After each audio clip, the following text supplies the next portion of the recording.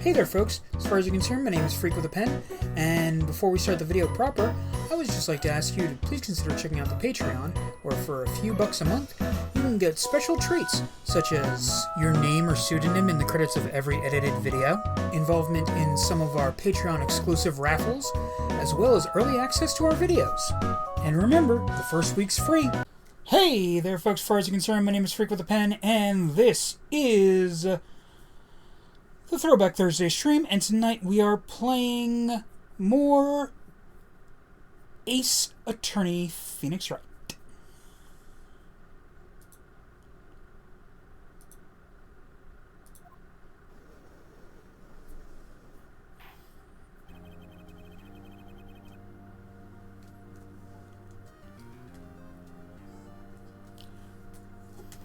How's it sounding to you guys?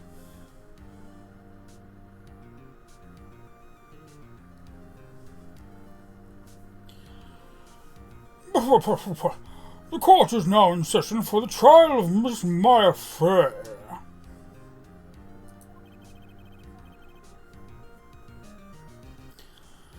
The prosecution is ready, Your Honor.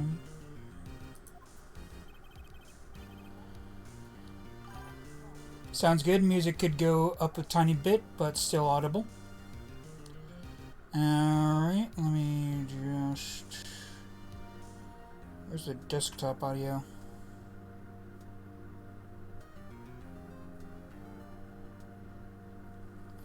Where's the desktop audio?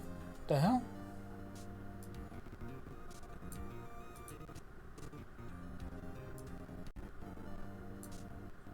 Oh, there it is.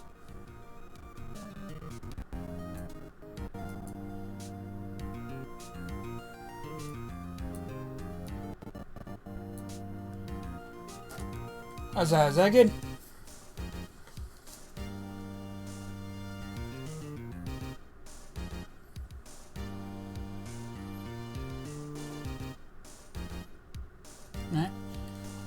Alright. Fantastic. The defense is ready, Your Honor. Miles Edgeworth. I better not show any signs of weakness today, or he'll be on me in an instant. Mr. Edgeworth, please give the court your opening statement. Thank you, Your Honor. The defendant, Miss Maya Fey, was at the scene of the crime. The prosecution has evidence she committed this murder, and we have a witness who saw her do it. The prosecution sees no reason to doubt the facts of this case, Your Honor. I see. Thank you, Mr. Edgeworth. Let's begin then. You may call your first witness. Oh, that was the judge. That's why you read labels, folks. The prosecution calls the chief officer at the scene, Detective Gumshoe.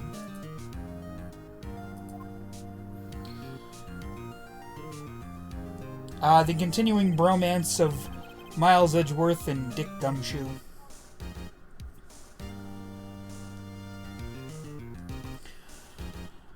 Witness, please state your name and profession to the court. What did I decide? He's sort of like an older Joey Wheeler. Alligator's sword, wield your blade! Sir! My name's Dick Gumshoe, sir. I'm the detective in charge of homicides down at the precinct, sir. Detective Gumshoe, please describe for us the details of this murder. Very well, sir. Let me use this floor map of the office to explain.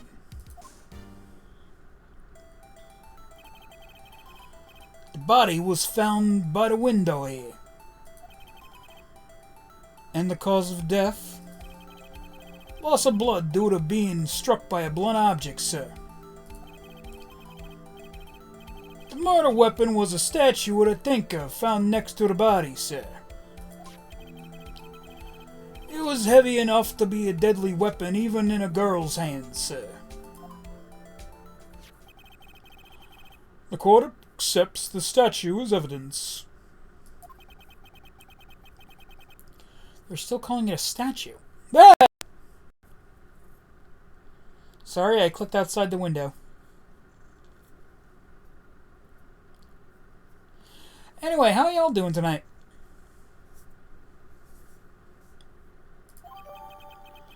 Floor plans added to the court record. Now, detective. Yes, sir? You immediately arrested Miss Maya Fey, who was found at the scene, correct? Can you tell me why? Yes, sir. I had odd evidence she did it, sir. Doing okay, more so excited to possibly go to my dad's tomorrow. Oh, that's good. Good for you, Happy. Yes, sir. I already read that. Detective Gumshoe. Please testify to the court about this hard evidence. Phrasing.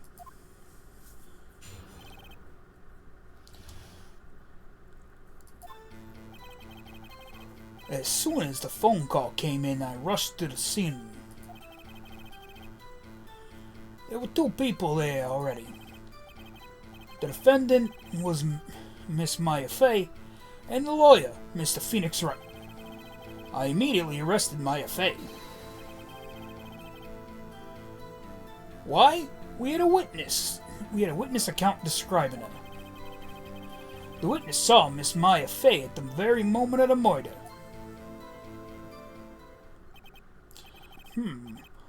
The very moment, you say? Very well, Mr. Wright. You may begin your cross-examination. Yes, Your Honor. Cross-examine what? I couldn't see a single contradiction in the testimony. Smack! Hey, Maya just threw something at me. What's this? When my sister couldn't find any contradictions in the witness's testimony, she would bluff it and press the witness on every detail. The witness always slips up and says something wrong. Well, I mean, that implies that you... Well, I mean, we know that she's, you know, innocent, but, like... Never mind. What? Why?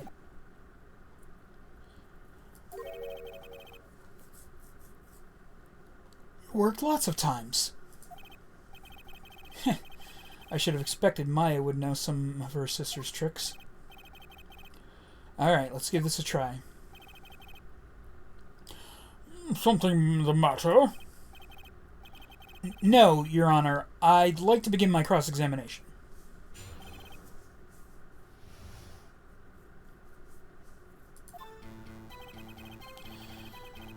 As soon as the phone call came in, I rushed to the scene.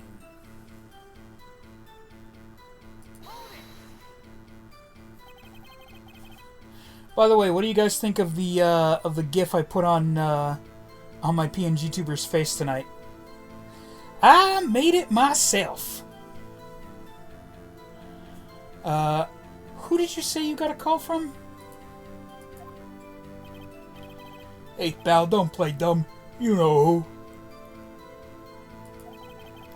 The call was from a customer at the Gatewater Hotel, right across from the crime scene. Okay, I pressed. Not sure it did much, though. Right, please continue. There were two people there already.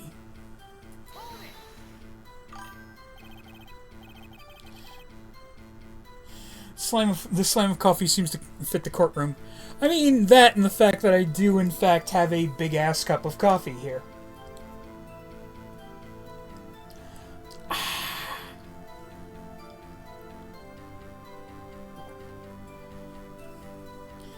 And And this time, I didn't accidentally dose myself with a second portion of my metformin.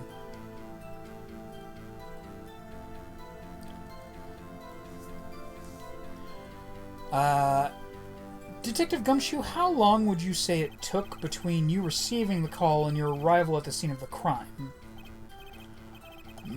Right, I'd say it was about 3 minutes. That's pretty fast. Our motto this month is quick response. That's how I got there before the killer got away. Indeed.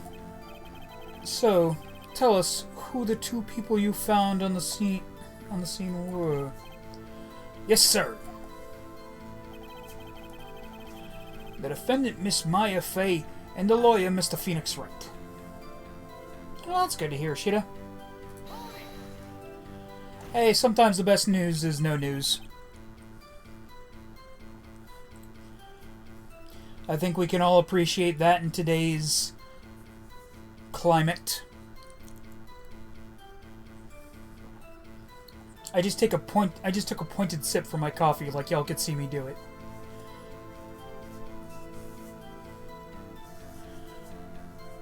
Are you absolutely sure it was us? Listen, pal, your dumb act will only get you so far. With her funky hippie clothes and your spiky hair, you two stand out like suspicious people at a crime scene.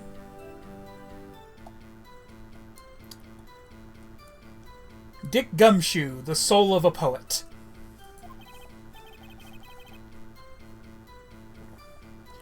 He does have a point about her. She is pretty unmistakable. Should pick my points to press with a little more care. That's very specific.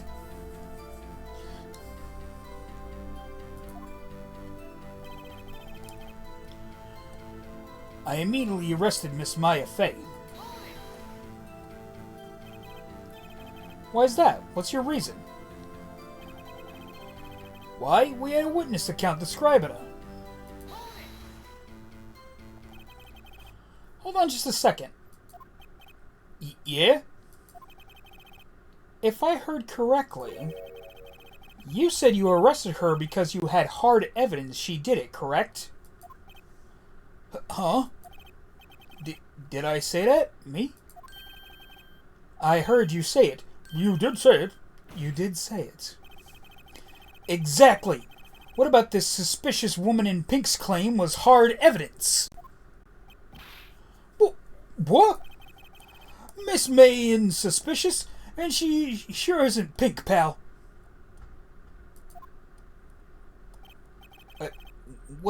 I guess she is pink. That's enough, Detective Gumshoe. Do you have any more solid proof other than her claims, Detective? I guess pressing can have its advantages. Yeah. Pooh. Sorry, I got the order of things mixed up in my testimony, Your Honor, sir. I think we're all thinking the same thing here.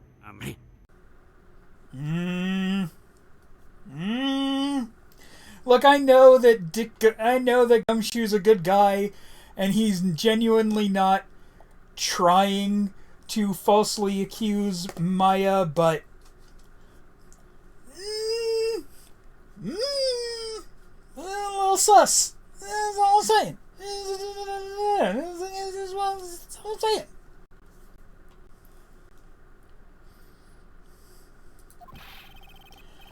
It was something I should have told you about first, Your Honor.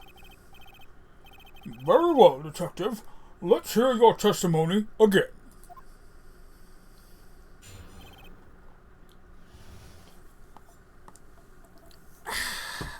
Coffee. Good coffee tonight. Alright, Gumshoe, what you got for me? After securing the suspect, I examined the scene of the crime with my own eyes. I found the memo written on a piece of paper next to the victim's body. On it, the word Maya was written clearly in blood. Lab test results showed that the blood was the victim's. Also, there was blood found on the victim's finger. Before she died, the victim wrote the killer's name.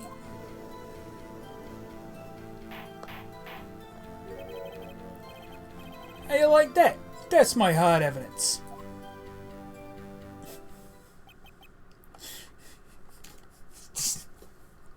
I don't know why, but for some reason when he said that, I just had the image in my head of Gumshoe doing the DX cross chops.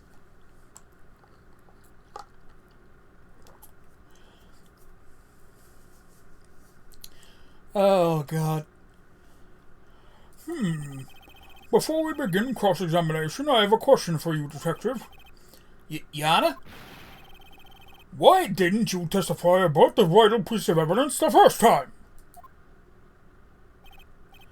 I'm kinda dumb.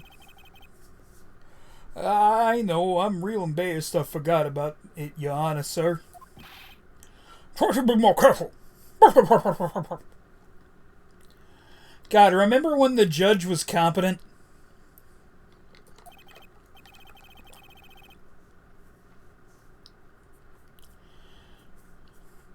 He just turns into some fucking baby man that has no apparent object permanence by the third game.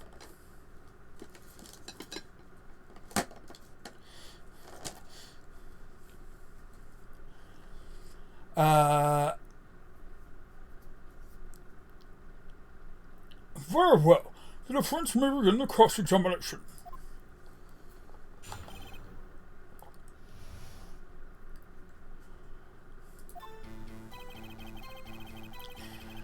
After securing the suspect, I examined the scene with my own eyes. Found a memo written piece of paper next to the body and next to the victim's body. On it, the word Maya was written clearly in blood. Lab test results showed the victim was the blood was in the victim's. What? Also, there was blood found on the victim's finger. On which hand was the bloody finger, Detective? The right hand. She was right-handed. Ha ha ha! Nice try. Uh-oh. I guess it wasn't too hard to see what I was getting at there.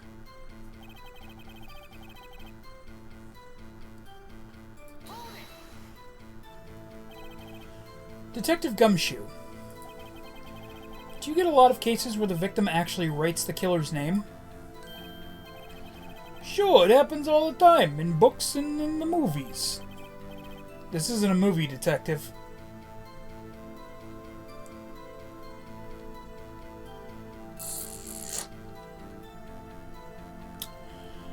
We're just gonna... we're just gonna ignore that it's in fact a game and the crossover of movie to the fictional plot and whatever.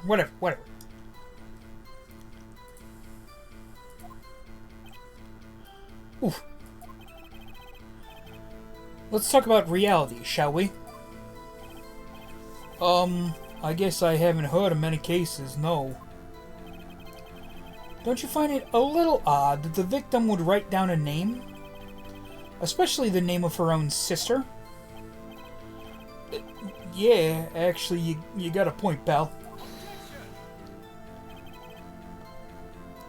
Stop right there.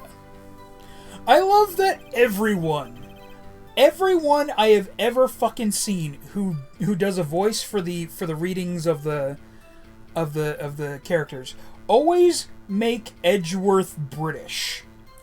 And yet, from the very few voice clips that we actually hear, he is not British. Well, in the English dubs.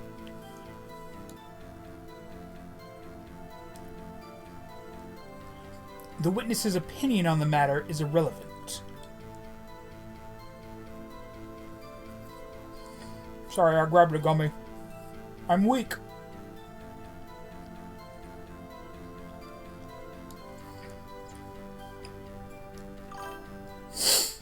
Fucking bots!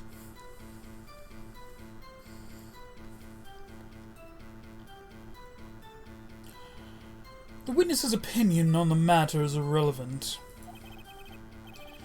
The facts are clear. The victim wrote down the name of the accused.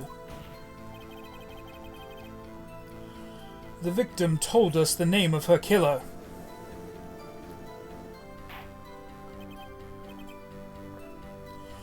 Order!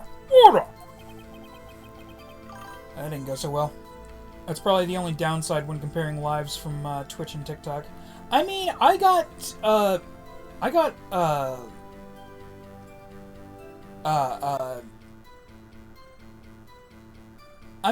admittedly, I didn't get them on TikTok, but I mean, when I started dual streaming, I still got them on the Twitch side.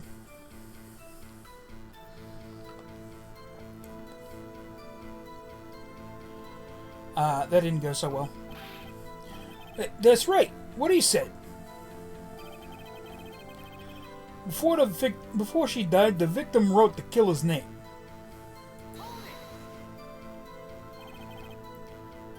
Detective Gumshoe. Do you... Oh no, damn it. I didn't mean to...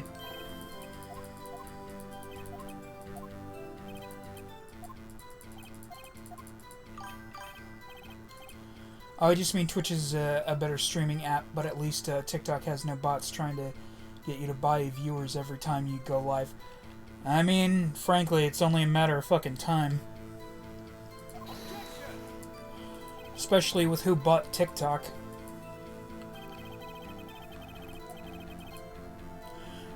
Let me rephrase that. Especially considering who bought the American version of TikTok. He's an asshole.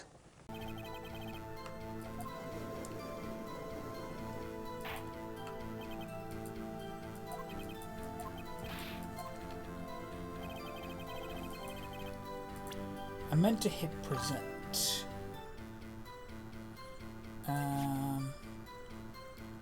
Because this death was instantaneous. Take this!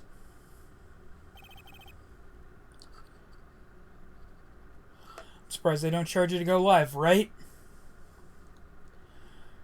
Detective Gumshoe, there's one thing I want you to clarify for me here. You say the victim, Mia Fey, wrote this letter. That she was accusing the defendant, Maya Fey? That's really what you're saying? What? This isn't one of those lawyer tricks now, is it? Of course she wrote it. Who else coulda? You have it backwards, detective. But backwards? The victim is the only person who absolutely could not have written it.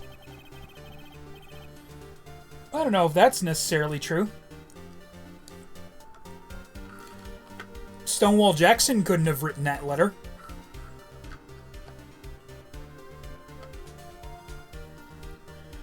You know, pretty much everyone who died before Mia Fey could also not have written that letter. I'm just saying.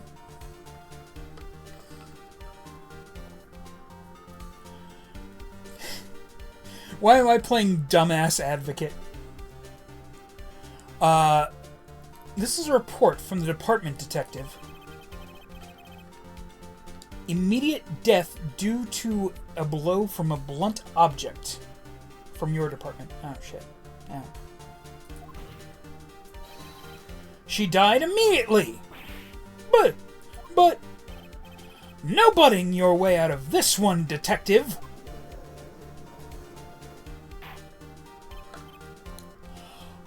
Order! Order!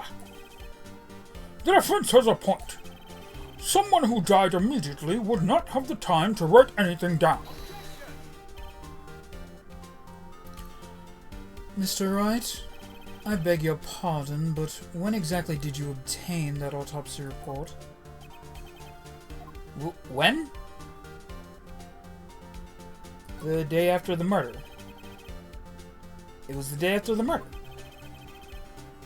The prosecution's point being...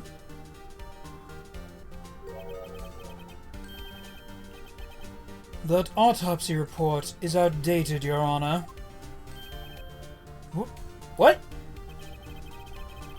A second autopsy was performed yesterday at my request. Death was almost immediate due to a blow from a blunt object. But there is a possibility the victim lived for several minutes after the blow. I received these results this morning.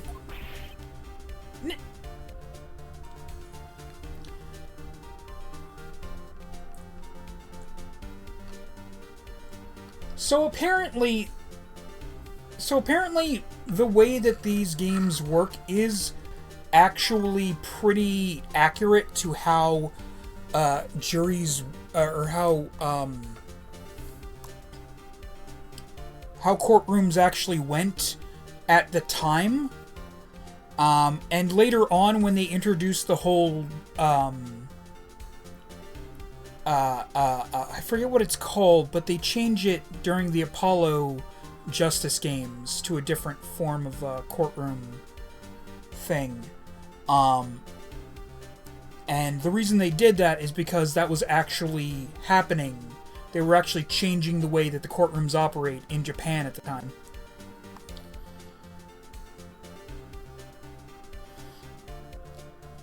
Can you blame people with how Edgeworth is dressed? I mean, no, not really. Wait, did it only did me commenting about how Edgeworth is British only come up now on the Twitch? Oh god, what the hell is going on with Twitch?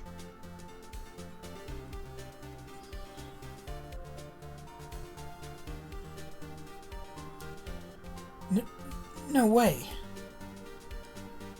Anyway, the point I was trying to make is that should not be legal anywhere. That the fucking prosecution can just be like, oh, whoops, actually, in fact, there's this autopsy that says this fucking... No, that was a while ago, you go. Okay, fair enough.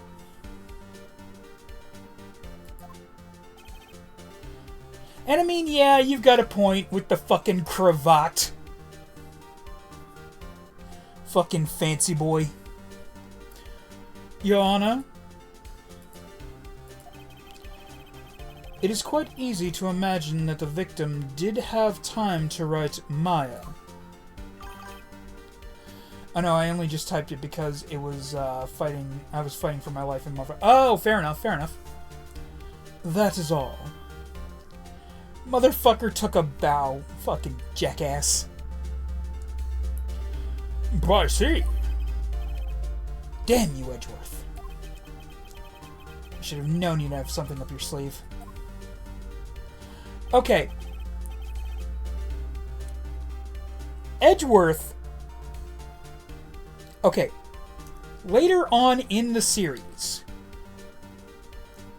Edgeworth sort of laments the fact that people are believing the rumors that he fabricated evidence. But, this shit is why. You don't get to bitch, Edgeworth, you do not get to bitch when you pull shit like this.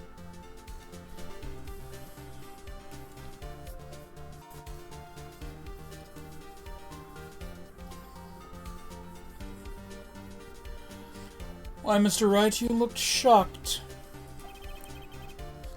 Something you want to say?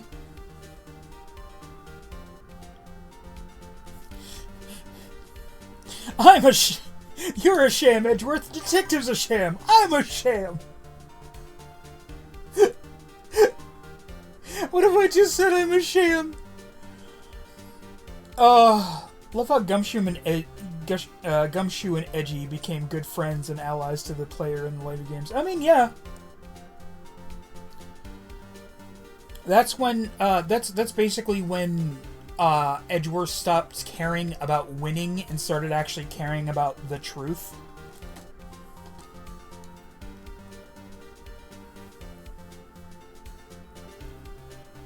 Yeah, you're a sham, Edgeworth. You can't just drop a fucking new autopsy in the middle of the fucking court. That's fucked. Mr. Edgeworth, I've heard there's nothing you won't do to get your verdict. What reason could you possibly have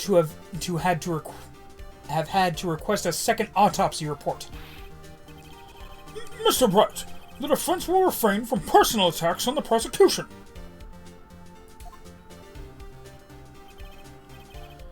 No matter, Your Honor. Mr. Wright, say what you will, the evidence evidence in this report is undeniable. Your Honor, I submit this report to the court. Understood. The court accepts the evidence. But you deserved every fucking rumor about you, Edgeworth. Every fucking one.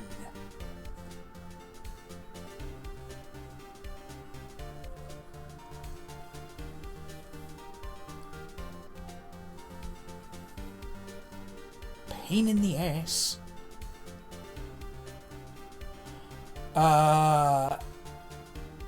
Updated report.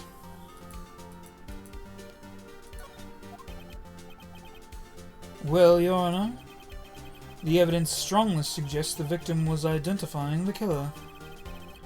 I suppose that's the obvious conclusion, yes.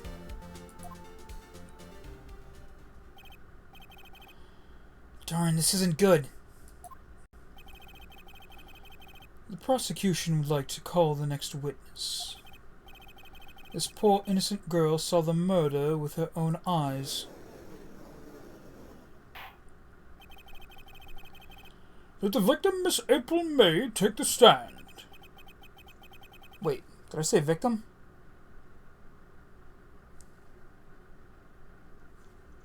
Whatever. Exactly what part of her is innocent?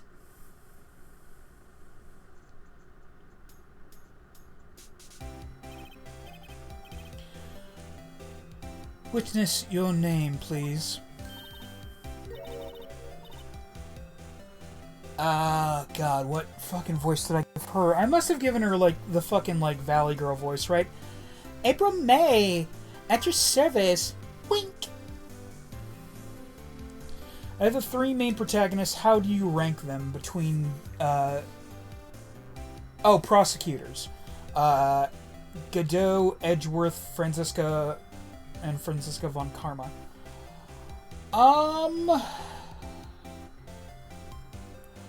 I would have to give it to Edgeworth being the best, just because of his overall involvement in the story has given him much more time to really develop as a character. Probably Von Karma as a close second. Godot, like, look, I love the guy's look, and he has a good storyline, but Fuck him. kind of an ass, really. Like, he's angry about the fact that, spoilers if I ever play the third game, it turns out that he is Mia Fey's former lover. And he got put into a coma, and when he came out of it, Mia was already dead, and instead of blaming, you know, the fucker who actually killed her, the dude blames us because we were a guy in her life. So obviously we should have, I don't know, just been there the night she was murdered because... Like, eat a dick, Godot.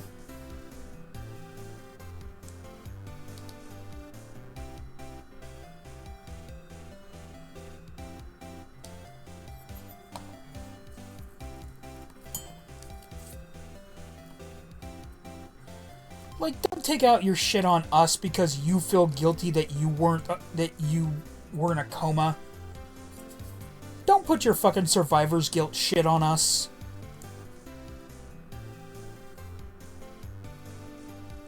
Anyway.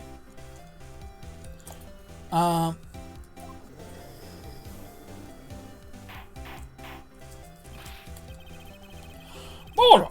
An introduction should not require any reaction from the crowd. Well, there's also the fact that you were madly in love with a demon and the one that took him out.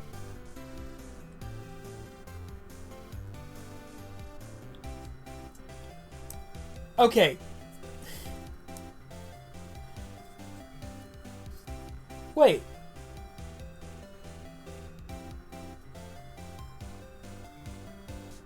Okay, no, you're right. But in our defense... Look, again, we are not the ones who... We did not actually have any fucking involvement in Mia Fey's death.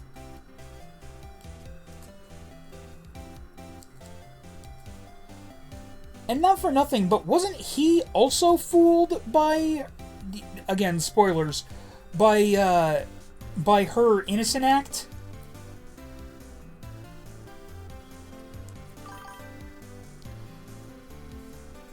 Twin magic is a bitch. Yeah, fuck her. Order! An introduction should not require any reaction from the crowd. The witness will refrain from wanton winking. Ah, yes, Your Honor. Yes, Your Honor. This is not good. She's already captured the hearts of every man in the court. Tell us, where were you on the night of September 5th when the murder occurred? Gee, I was, like, in my hotel room. I checked in right after lunch. And this hotel is directly across from the Fay & Co. law offices. That's right, big boy. Please testify to the court about what you saw.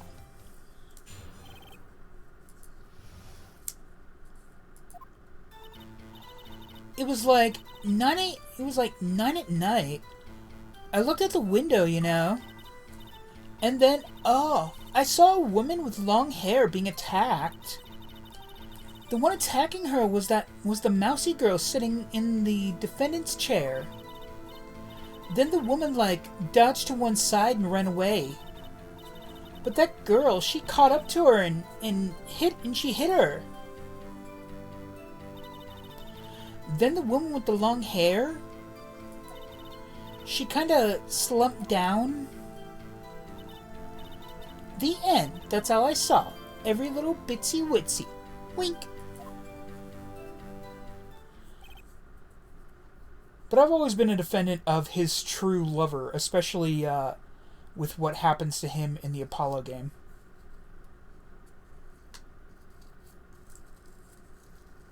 What?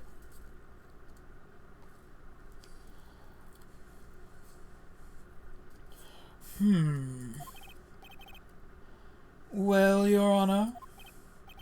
I see. It is a remarkably solid testimony. I don't see any need to trouble the witness any. Your Honor, what the shit?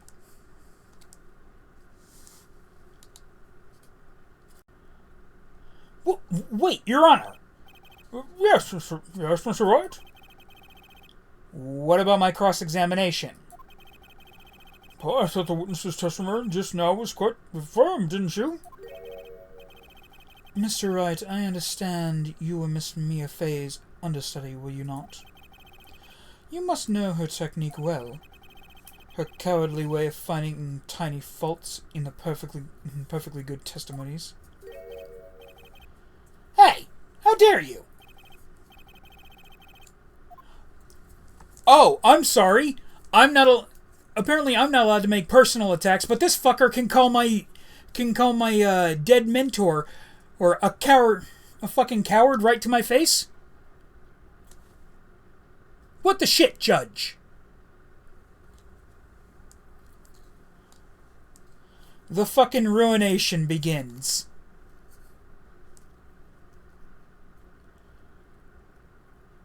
Yes!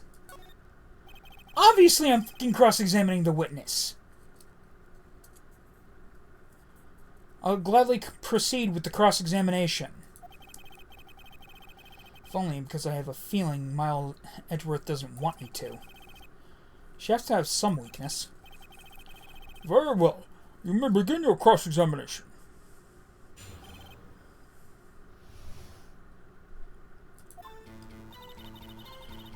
It was like 9 at night, I looked out the window, you know.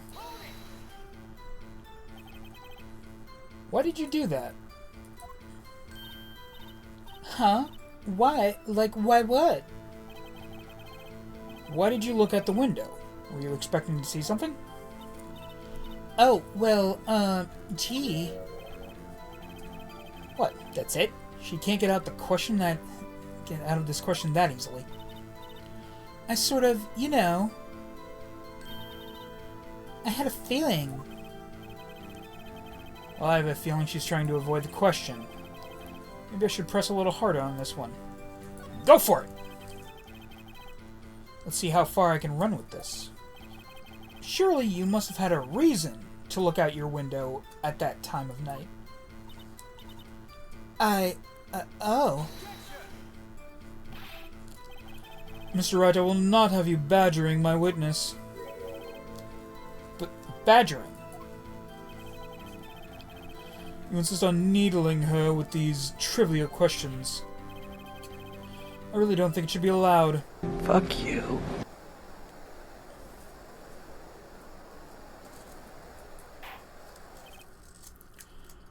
Order! Mr. Wright, you have been warned. Poor girl. What about poor me? You looked out the window. What did you see next?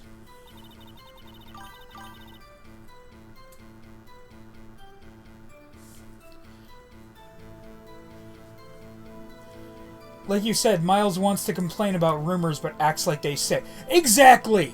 Exactly!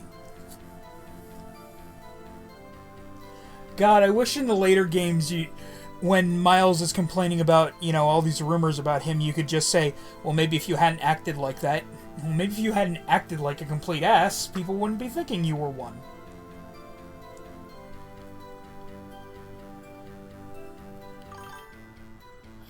I'm debating on trying to get the trilogy of this series on the Switch. These games look so cool. I mean, they're great games.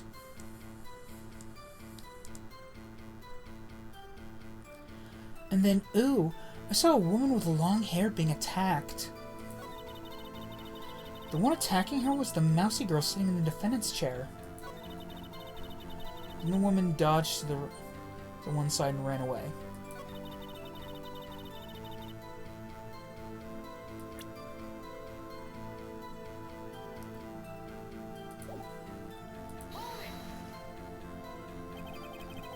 How did you know it was my client? What? I'm gonna check the price, see if it is possible as a smaller gift from family. That's cool. Huh? Well, gee. First of all, she had a girl's physique. And secondly, she was small. Who else could it be but her?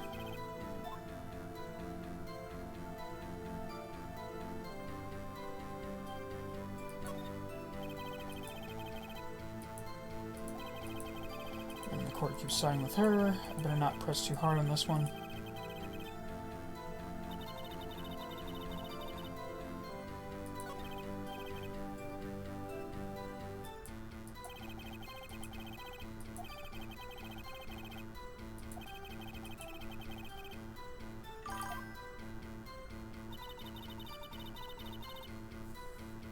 I haven't played Fortnite forever, actually. Oh, I missed a couple of I'm laughing now because they put 4 Overwatch characters in Fortnite. Oh god, the fucking fall from grace for Overwatch has been painful. Haven't played Fortnite in forever. Actually, should replay it at some point because I had Batman Beyond as a skin. Ooh.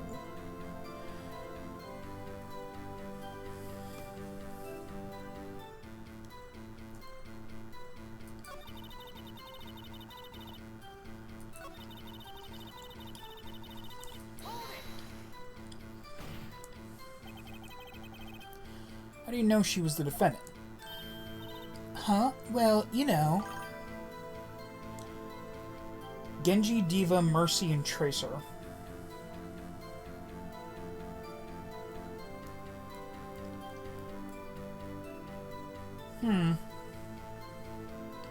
I guess I can see them working. Personally, I would have liked them to put Pharah in. I say that as if I play Fortnite. I don't. Really, it makes no fucking difference to me one way or the other.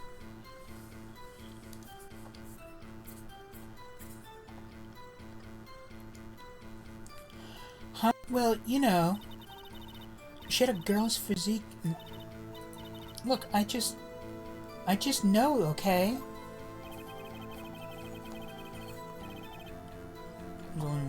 Short girlish figure. The testimony is bulletproof, Yana.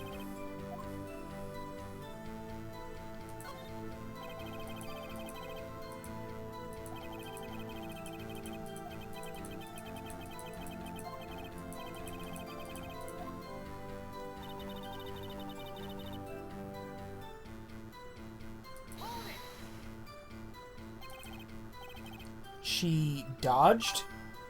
Dodged what? Well, the attack...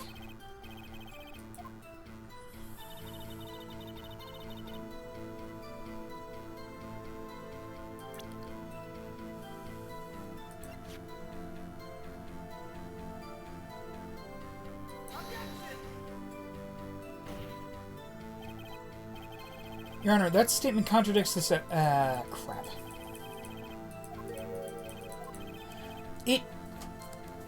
Because she wouldn't be able to see it if she had dodged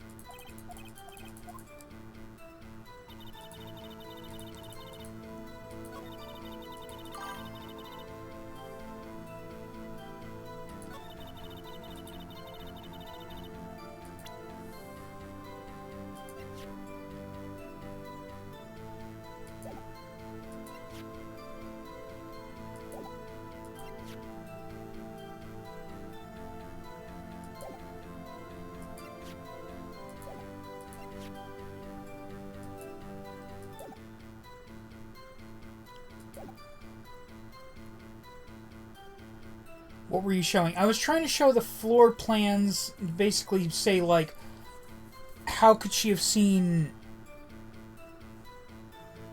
like,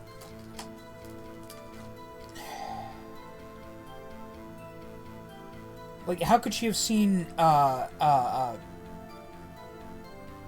Maya continue to chase Mia around the room if they were outside of the view of the window? $30 isn't bad for 3 games in 1. I can get that if I plan, if a plan I'm making somehow magically works out in my favor. Oh, nice.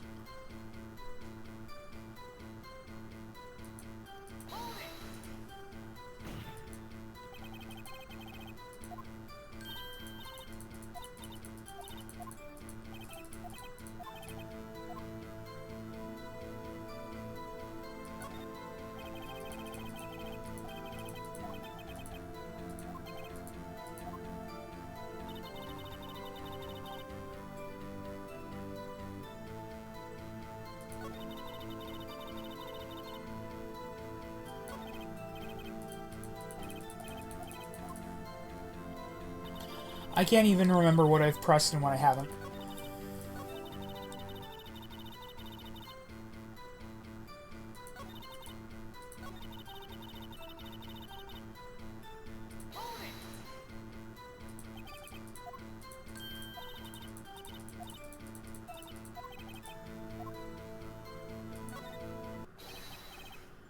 Hold on a minute, that testimony stinks.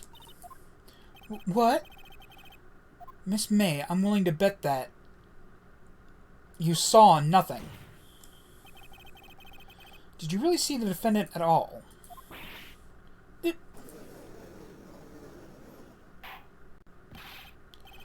Mr. Wright, what's the meaning of this? Yes, what's the meaning? What is the meaning? Somebody tell me, because I'm clueless about this. I mean... Okay. If you had really witnessed my client, Maya Fey, you would have noticed her clothes before noticing her physique.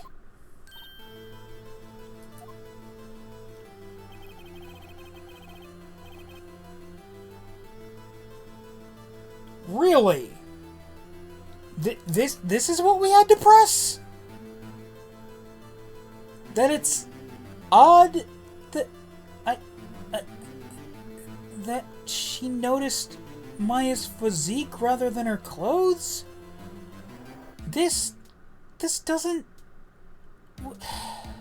Fuck it.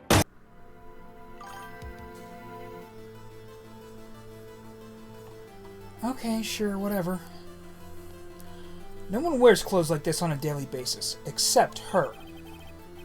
And I'm no expert on fashion, but her hairdo looks far from normal to me. This coming from fucking Eagle Locks here, okay. Very unlikely to happen, but if it does, it'll be much, much better off in so many ways. I can get a part-time job, possibly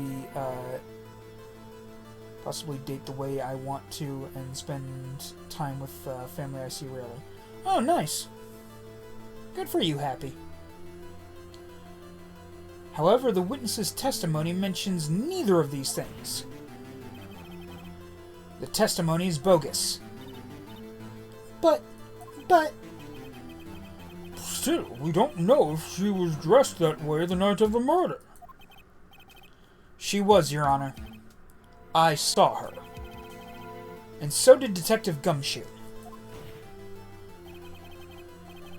What do you say to that, Miss May? What are you trying to say, you mean lawyer? I saw what I saw. I just didn't think all the trifling little details were necessary, darling. Miss May, the court would like to remind you to please omit nothing in your testimony. I'm sorry, Your Honor. I'll be a good girl, I promise. Wink. We're sold off for now, only because we have my brother's dogs, and it wouldn't be good for me to just end up ditching out of nowhere and leaving my mom with 3 dogs. That's understandable. I'm sorry, Your Honor. I'll be a good girl, I promise. Your testimony again, if you would. Damn, I almost had her. Did you? I don't know, man. This feels like... That felt like a flimsy argument.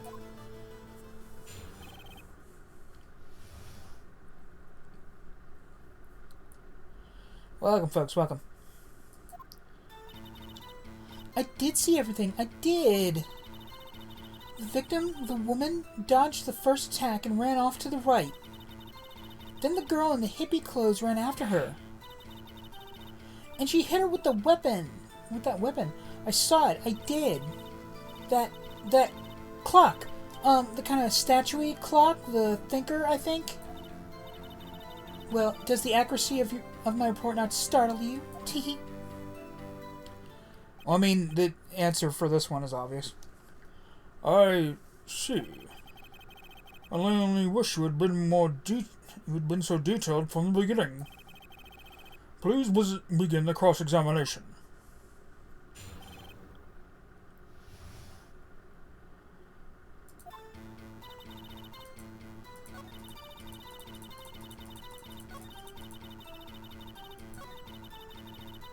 Hit her with the weapon. I saw it. I did. That clock. Press. A clock? Didn't this come up in another testimony recently? Well, don't look so sour, Mr. Lawyer. You can't win them all. No, but I have a feeling I'm onto something now.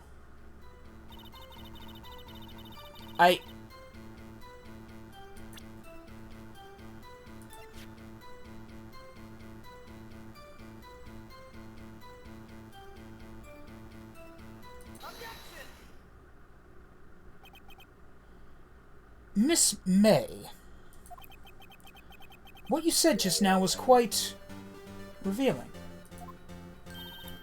Revealing? Oh, you'd like that, wouldn't you, naughty Mr. Lawyer? You just said that this statue of the thinker was a clock.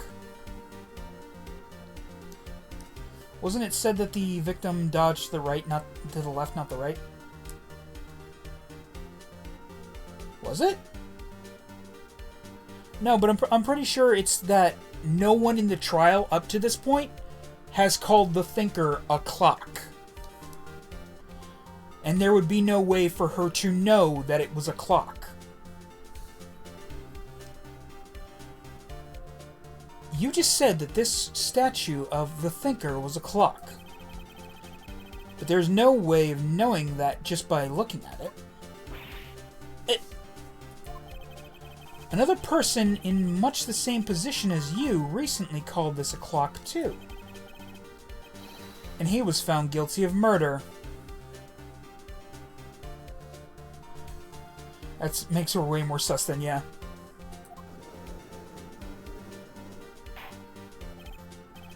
Order! Order! Miss May, can you explain how you know this was a clock?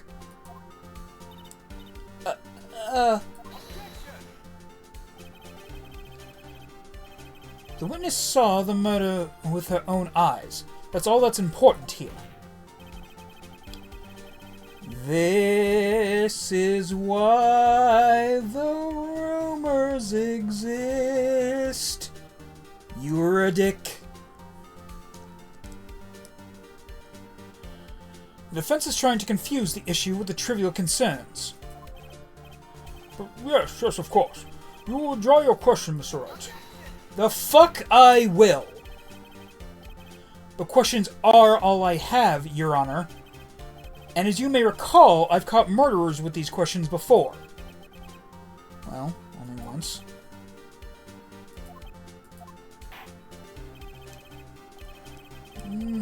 Objection sustained. You may continue to question the witness. That was close. If you stop me there, the trial will be over. Huh? What? So what happens now? What happens now is you answer my question. How did you know it was a clock? What? That's... because I heard it? Yeah! I heard it! I heard it say the time! So you've been to the law offices of Fay & Co.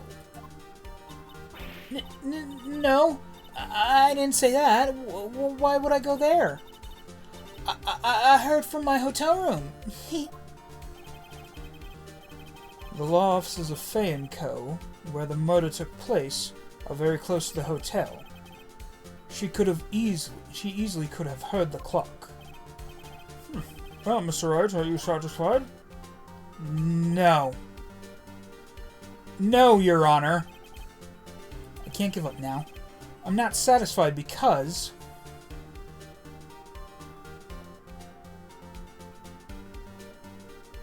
it couldn't have rung! Your Honor, members of the court,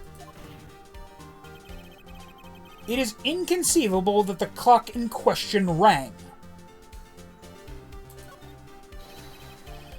The clock is missing its clockwork!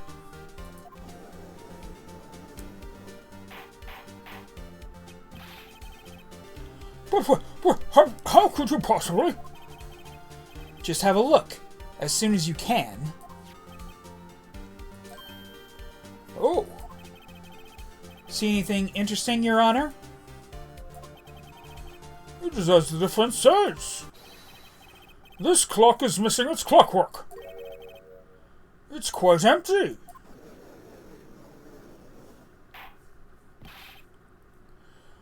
Mr. Wright, would you care to explain to the court the meaning of this? It's as you can see. The clock was empty. It couldn't have rung. Therefore, this witness is a big fat liar. Fat? Well, Miss May?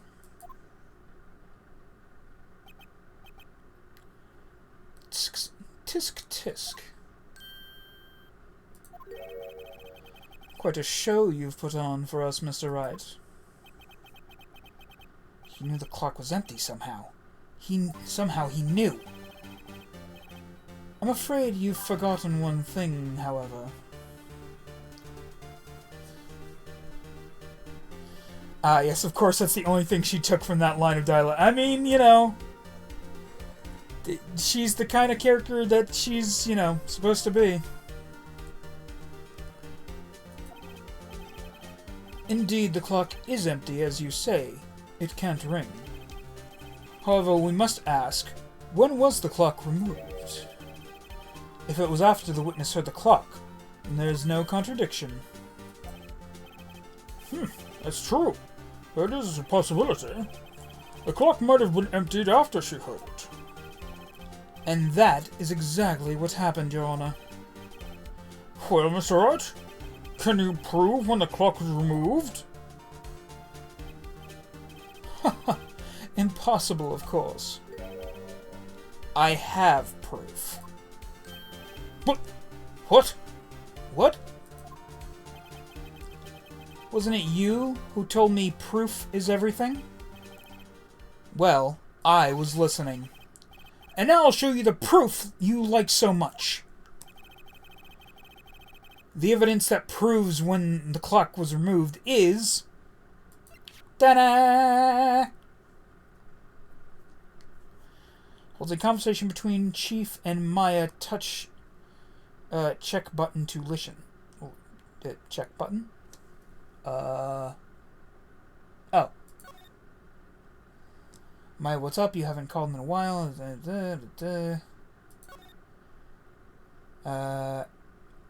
It's a clock. It's made to look like the statue of the thinker, and it tells you the time. I should probably tell you the clock isn't talking right now. I had to take the clockwork out. Yeah. Present! Get fucked, Edgy!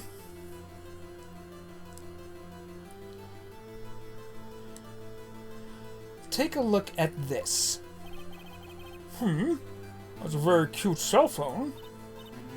Ooh, you have a girly cell phone. Wait. This isn't my phone. Listen. This is the defendant's cell phone, and it contains a recording.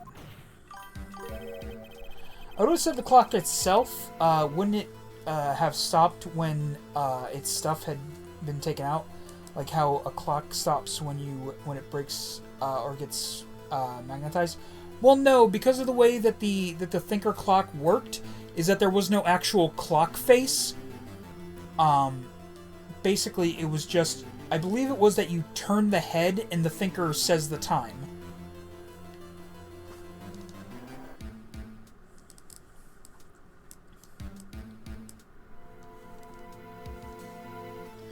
So there wouldn't really be a way to, like, check when the last time the clockwork was.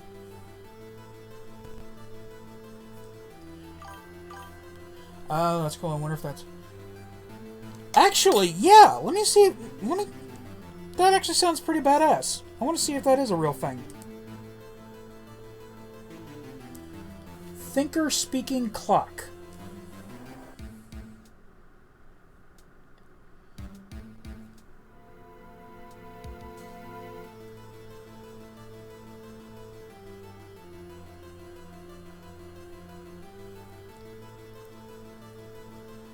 Hoku designs extra-large digital talking clock.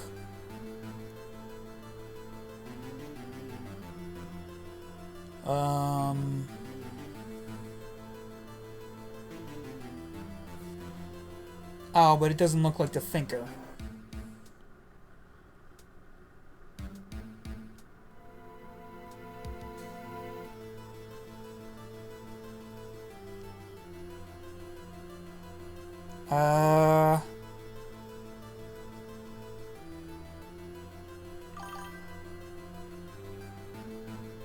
Now, apparently this is not a thing you can actually buy, which is super fucking lame. Maybe one day, yeah. Yeah, you'd think, like, ThinkGeek would have it. Or not ThinkGeek, like, Fangamer. That sounds like right up their alley. Like, I'd especially love it if it was like a big pin. Like a big enamel pin. And you, like, flick the head of the thinker. And, it doesn't even have to say the real time. Like, even if it just says, like, the times from the game. That would be enough for me, personally. A recording of a conversation she had with the victim on the day of the murder.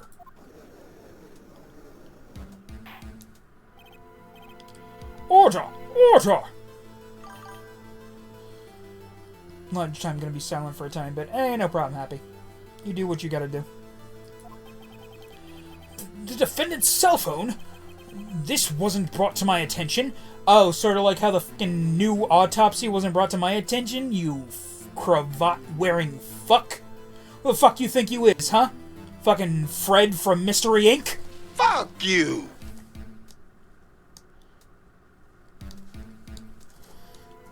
Shaking my head at the fucking screen like y'all can see me, but you know what? They're fucking tired of Edgeworth's bullshit.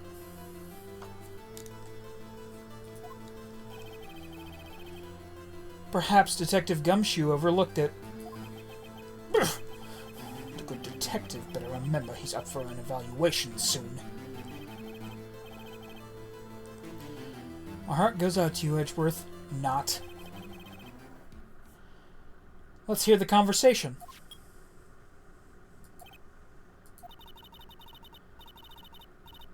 So, you just want me to hold on to the thinker for you then? If you could. I should probably tell you the clock isn't talking right now.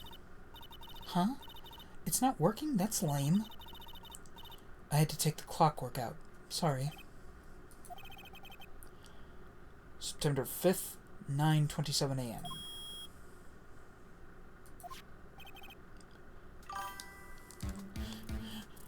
That reminds me of Fred. We need a new Scooby-Doo show, like the one similar to Scooby, Where Are You? Or a pup named Scooby-Doo again.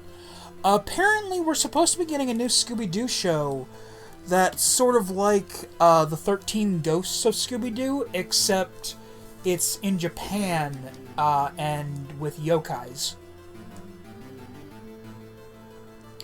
And like so many fucking incels online were like, oh, why have they, like, race changed all these classic characters? And it's just like,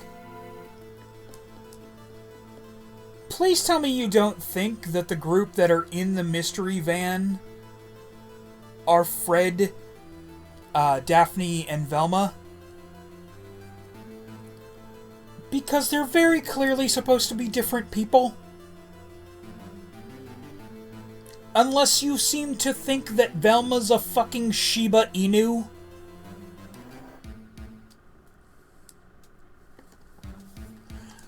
Although if they did turn Velma into a Shiba Inu, like that's one of the yokai's things, that could be funny actually.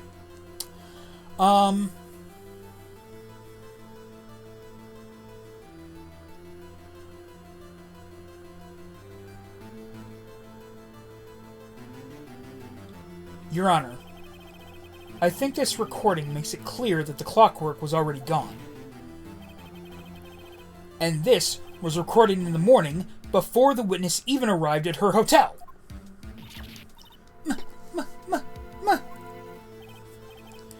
Well, Miss May, would you care to explain this to the court? I don't consider Velma as a Scooby-Doo show. Because where are the costume villains doing weird plots for something elaborate? I don't consider it a Scooby-Doo show because fuck that show. Fuck that show. I'm gonna say it a third time for the people in the cheap seats.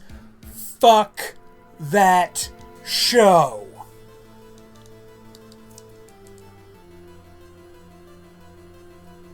Fucking awful. I've almost certainly told this story before, but there was a time where I was hanging out with my friends, and my friend Dimitri forced all of us to watch at least the first episode of Velma. And about 10 minutes in, I audibly yelled, "Is there something in the water in this town that's turning everyone into an asshole?"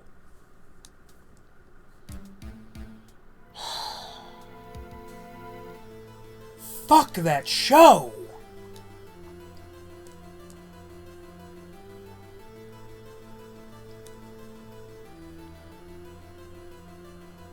Did I read this part yet? Fuck it, I'll read it again anyway. Just how did you know that the weapon was a clock? Well, isn't it obvious? I saw that clock before. What store was that again? I go to so many. Oops, I forgot. So the witness had seen it before. That would make sense. No, it wouldn't, Judge. You were at the fucking trial that brought up before, man. Does the defense have any objections, Mr. Wright? Fuck, yes!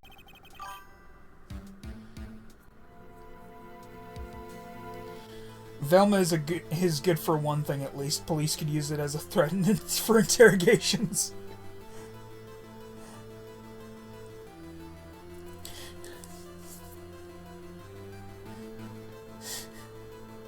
I don't know if they could. I think that counts as cruel and unusual punishment. That's gotta violate some kind of fucking human rights.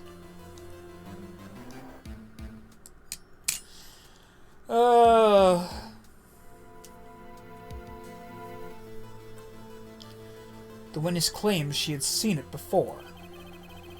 But this directly contradicts a piece of evidence. You'll tell me where you were during this time, or else you get to watch season 1 with no breaks. No! No! You monster!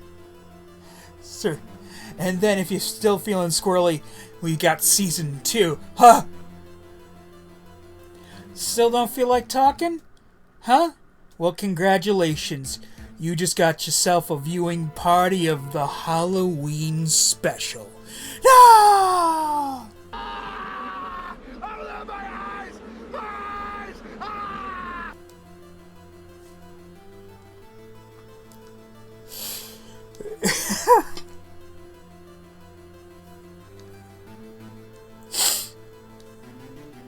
Oh god.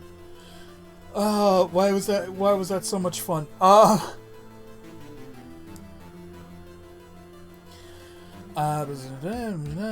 Piece of evidence.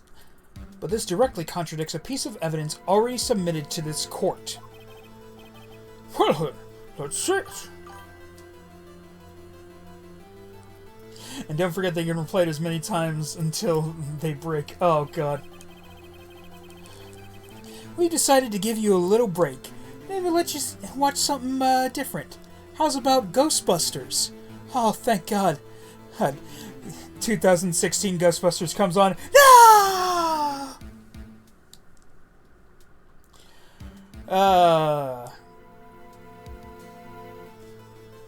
Seriously, what the fuck is up with that movie? All the women in it are fantastic comedians. But that movie was fucking terrible.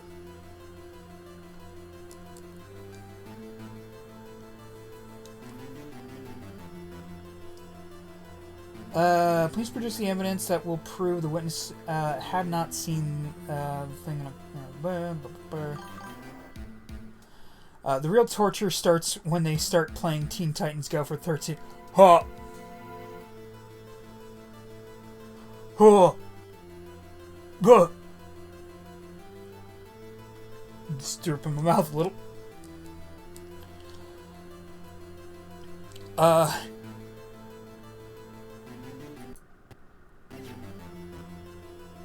It's the... Yeah, made by Larry Butts. It's the clock itself. It's simple. This clock was never in any store ever. What? A friend of mine made this clock. Only 2 exist in the world. And the one that isn't here is in police custody. Impossible! Everything is sold in stores. What? Miss May, I think it's high time you went shopping for a better excuse. You've been fucking waiting to use that, haven't you, Phoenix?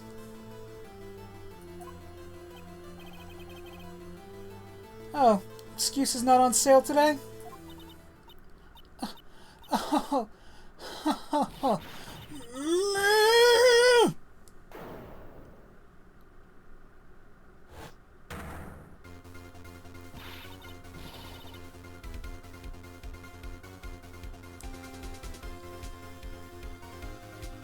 Was that straight up the Spinel transformation?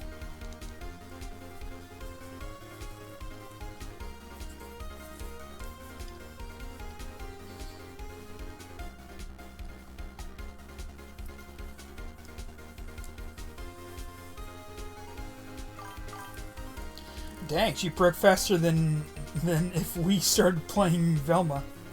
Oh god. Oh god, can you even fucking imagine if that got a game? Oh! Oh! I'd feel less dirty doing a porn game on stream. Oh.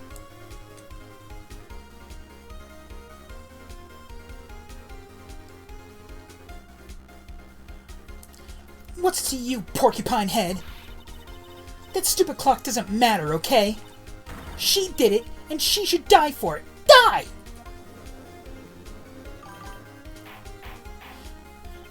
The comparison of that is crazy, but absolutely fair. Like right down to the Oh, you meant the right, fair enough. I mean, look, I genuinely think I would hate playing a porn game on stream less than I would playing a game based off of the Velma show. Whoa, let's not get ahead of ourselves. This is a court of law, and the witness will remain calm.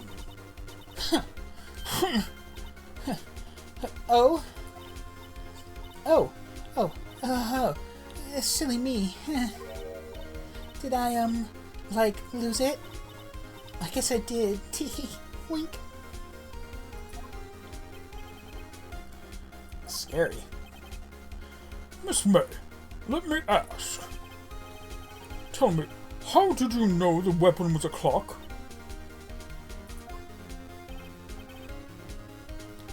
Oh dear. Does the defense have an opinion on this behavior? Okay, this is it. Yes, Your Honor. Allow me to explain how I see the truth of the matter. Miss April May, you knew the weapon was a clock because you had heard about it. The witness never held the clock in her hand. However, she had heard that it was a clock. She heard? That is correct, Your Honor. There's no other way she could have known the thinker was a clock. And I can show you the proof. Whew. Well, this is interesting. Let's see it then. Show me evidence proving the witness had heard the murder weapon was a clock. The wiretap. Have a look at this.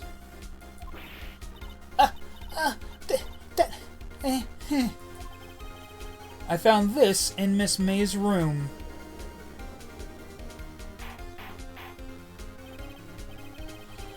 Mr. Wright, please explain to the court what this is. Miss April May, you were tapping the victim Mia Fey's phone, were you not?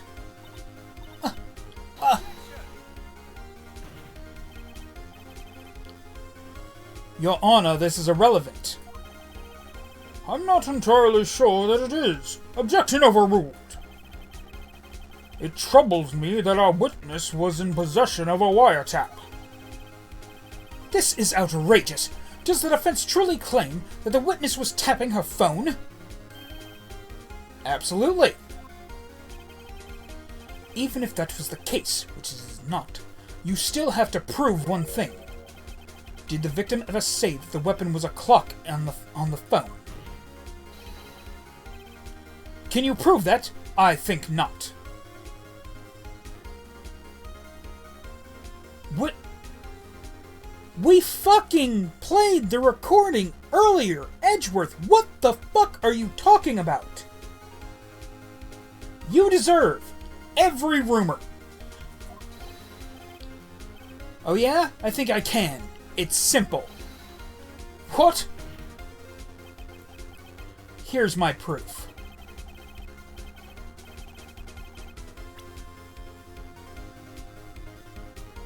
The proof that the victim said on the phone that the weapon was a clock is the fucking recording on the phone where she said it's a clock.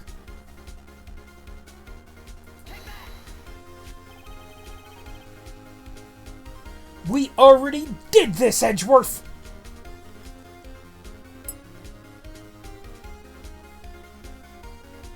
Asshole!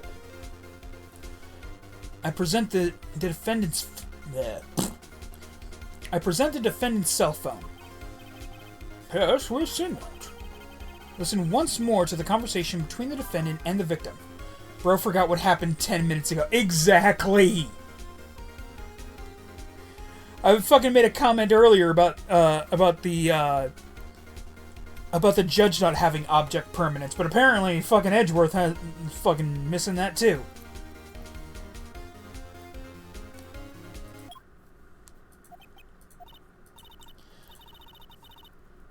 Mia, what's up? Haven't called in a while. Well, actually, there's something I want you to hold on to for me. Again? What is it this time? It's a clock. It's made to look like that statue, the Thinker, and it tells you the time.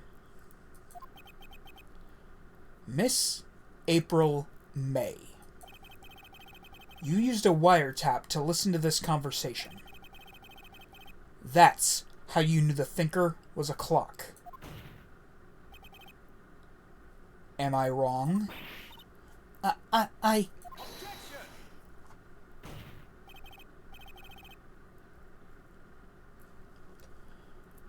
Your Honor, this is ridiculous. No! It fucking isn't! I've said it enough times. Your Honor, look at the witness's face. Does she seem amused to you? The defense demands an answer. Look. Witness, answer the question. Did you tap her phone? Miss May! Shut up, all of you! What gives you the right to... You lawyer! Yes, I am a lawyer. And you are It's not fair. All of you are gang up on me like that. Oh, so I'm the bad girl? Is that it?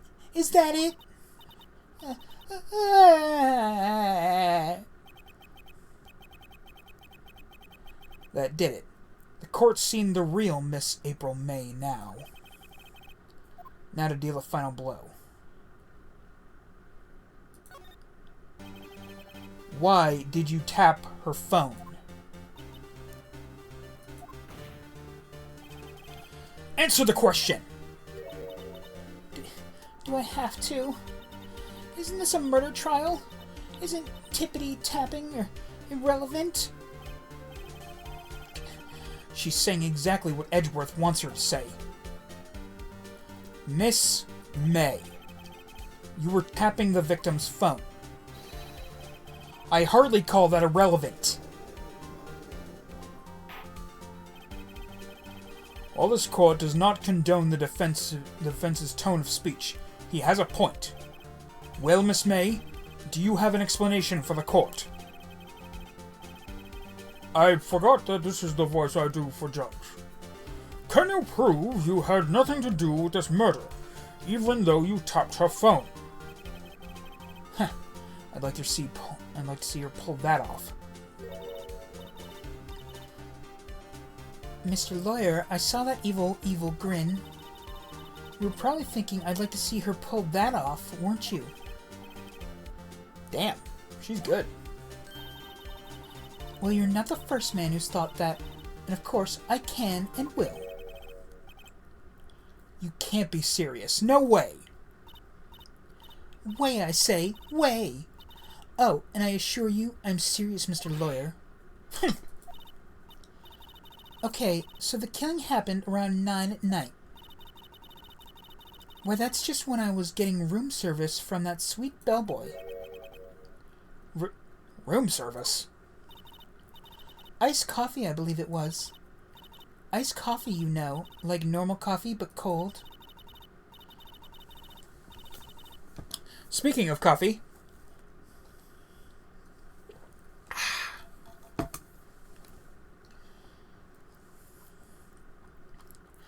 If you don't drink it quick, the ice melts, and then you have regular old coffee.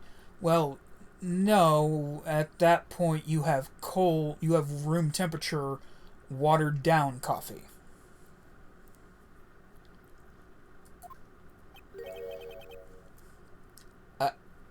Iced coffee. Think I'm making this up? Ask the bellboy. Wink.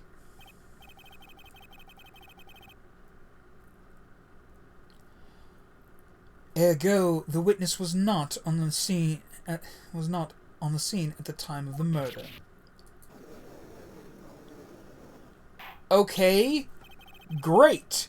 This still puts her entire fucking testimony into question.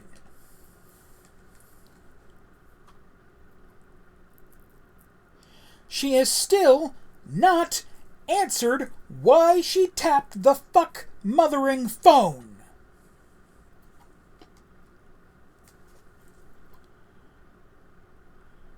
So, where does this leave us? It leaves us with her still not answering the fucking question, Judge!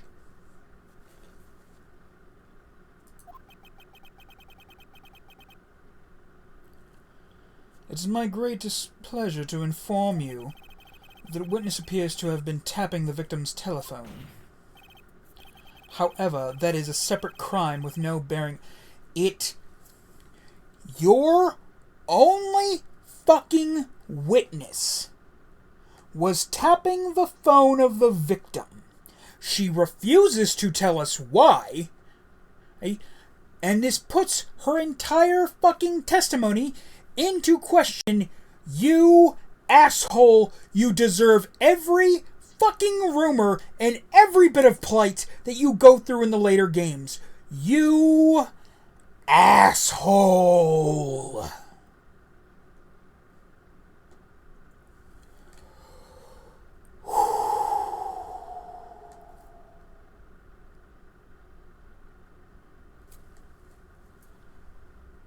Okay.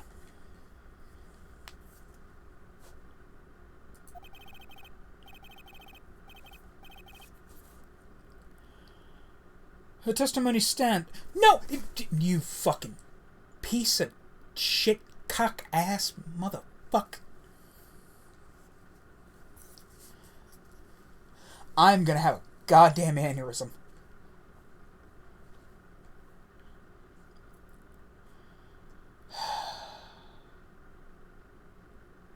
Her testimony 1,000% does not fucking stand.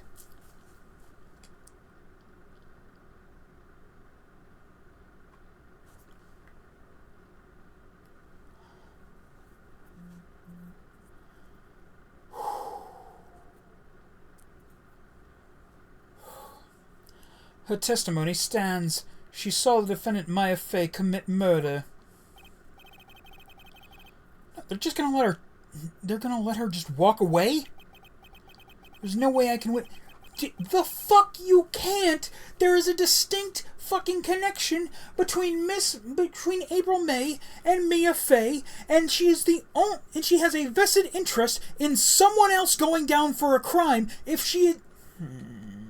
Doesn't anyone notice this? I feel like I'm taking crazy pills!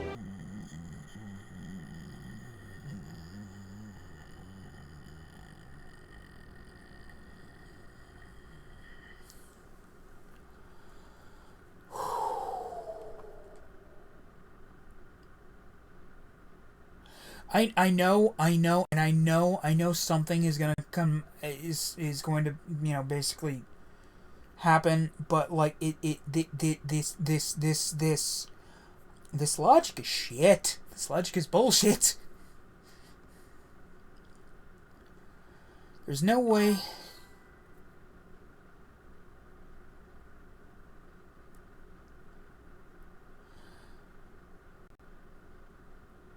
Here's the thing. The crazy thing is, if she had just said why she tapped the phone, all this would be avoided. I mean, it wouldn't, but...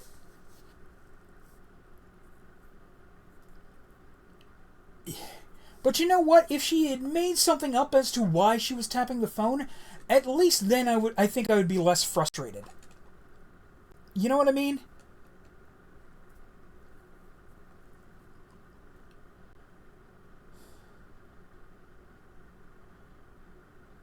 There's no way I can win this unless I tie Miss May to the murder somehow. Well, does the defense have anything to say? Well... Yeah. Call the bellboy as a witness. The defense would like to call the hotel bellboy as a witness. There's something suspicious there, and I'm going to get to the bottom of it. I think you've sunken quite low enough already. The only person to corroborate any part of your fucking testimony is someone who is not in this fucking courtroom.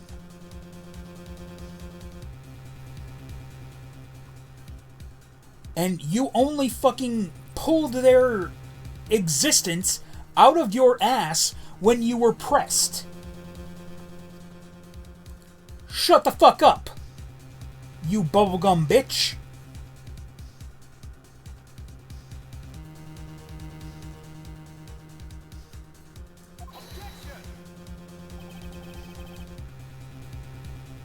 I object to calling the bellboy. I object to you being a fucking cravat-wearing piece of fuck. Why? What's your reason? Because I hold that the wiretapping had nothing to do with the killing.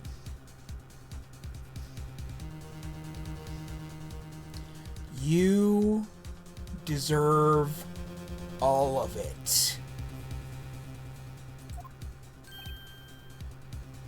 I swear to God, if I ever play the later games, I'm going to splice in this fucking section of this game to where I was getting so fucking angry at Edgeworth being a total shitbag.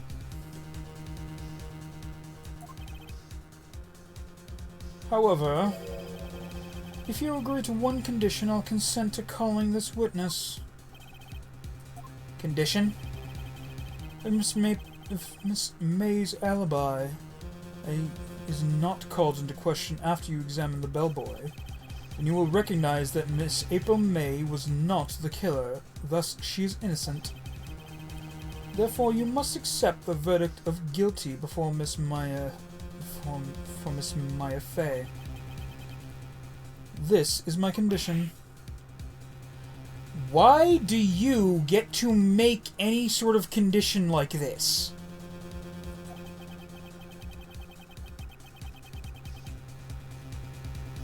And why does Phoenix just accept it, apparently?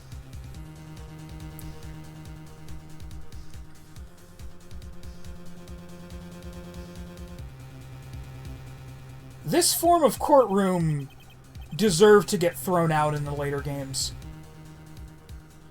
Otherwise, Maya will be declared guilty on the spot. What should I do? Apparently, since it's our only fucking option, accept the fucking condition. Wait just a second, though. The bellboy is the one who could confirm her alibi. If he doesn't, then the bellboy has to say what he knows about her whereabouts. Exactly!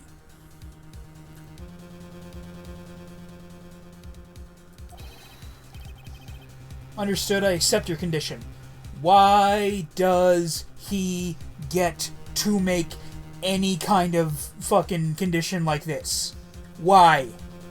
Why? It's stupid. I'm getting fucking angry. Fool. You fell right into my trap. Uh-oh. Wait. Very well. The court calls the hotel bellboy to the stand.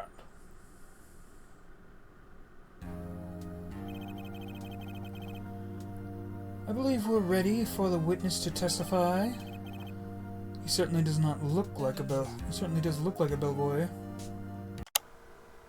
Psst. Psst. Hey! Hey, over here! Hey there.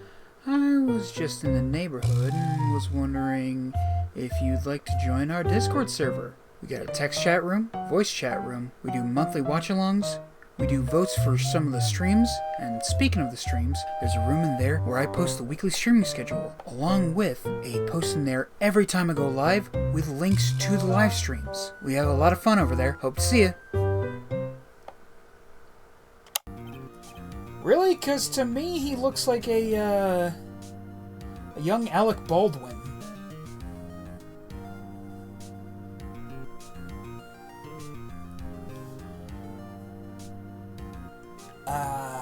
I can't do a Baldwin impression.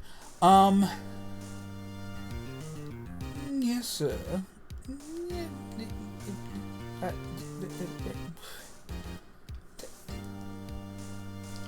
Fuck it, he's Southern. Yes, sir. I received your summons in the middle of work, sir. I'm happy to be of service. That tea set looks rather heavy, so without further ado, the witness may begin his testimony. Very well, sir.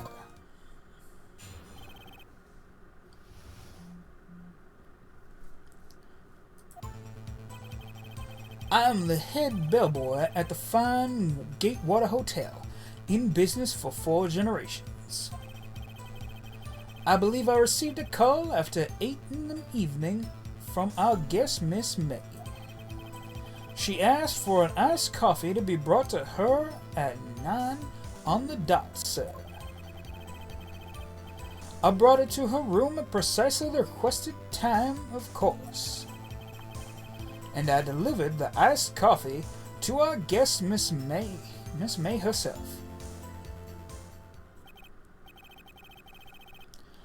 For sure, the defense may begin its cross-examination. Right, I'm ready. I hope. This is it. If I can't prove Miss May was involved with the murder now, mine will be finished.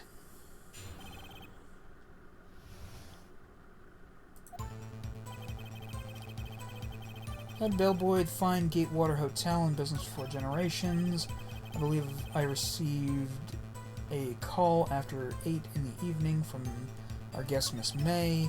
She asked for an iced coffee to be brought to her at 9 on the dot, sir.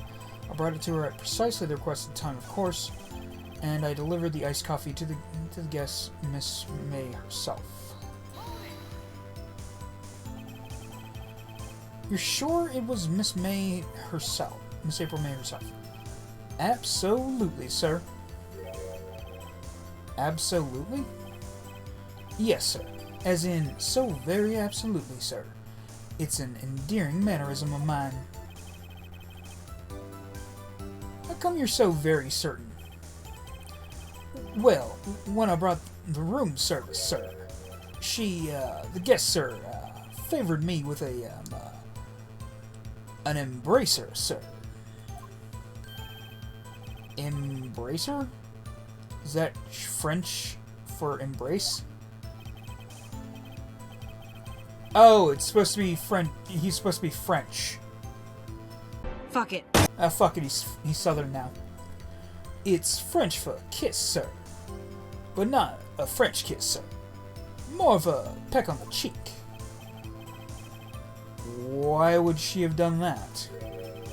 I believe perhaps she was momentarily swayed by my prim demeanor, sir. I say. It was a moment I shall never, ever forget, sir. Sounds very fishy to me.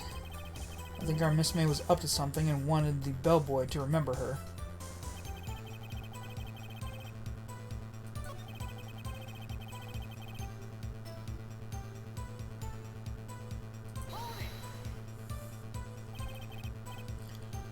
Precisely 9 then. Precisely, exactly, and most definitely, sir. 9 p.m. How can you be so sure? Miss May was quite insistent it be brought then. Oh, bellboy, tee-hee. I'd like iced coffee at exactly 9.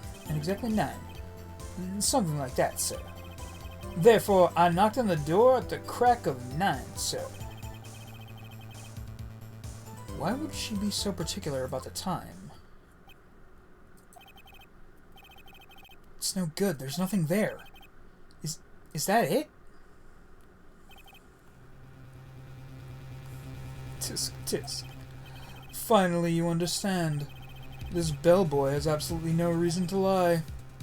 Now, if you have any decency, you will end this rather tedious cross-examination here. It is a bit tedious. Oh, I'm sorry. Am I fucking boring you with your goddamn job, you asshole?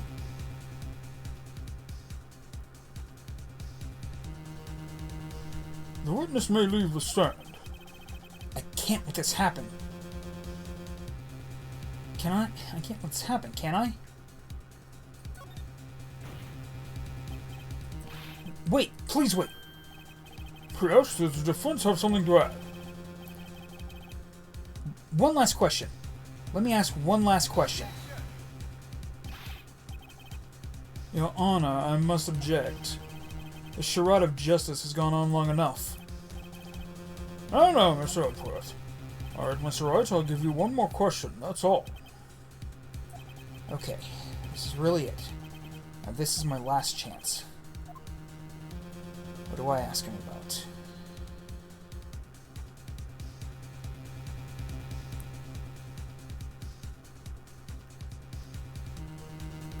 I mean, I've got to ask him about the room service, right? Tell me again. About room service. Again, sir? At exactly 9, I delivered room service to Miss May in room 303. The guest had requested iced coffee. 18 was the charge, as I recall. I see. $18? Doesn't that seem a bit expensive? Yes, well, iced coffee for 2, you know? And we don't skimp on the ice, sir.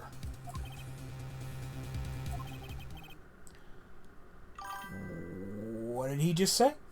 I was gonna mention that, yeah. What did you just say? Rather quiet. Bellboy, tell us the truth now. Was someone else staying in Miss May's room? I object. That was objectionable. Shut your bitch ass up! Objection overruled. The witness will answer the question. Yes, I see. Why did you not mention this in your testimony? Well, sir, you asked... Well, you didn't ask. Nice try. That's the sort of thing you're normally supposed to mention. Who in their right mind pays $18 for iced coffee? I wouldn't pay that much for hot chocolate. Like, dang. I mean, yeah, but it's like an upscale hotel, and it's a room service. They charge you up the ass for that kind of thing. Yeah, as someone who's had to spend who has had to spend a couple nights in the last few weeks at hotels, yeah, they nickel and dime you for almost anything. That's why I suggest staying at the Comfort Inn Express. Yes, with access to an all-night access to a lovely coffee machine and a free complimentary breakfast. Did I say their name right? I think I did. Shit. Holiday Inn Express.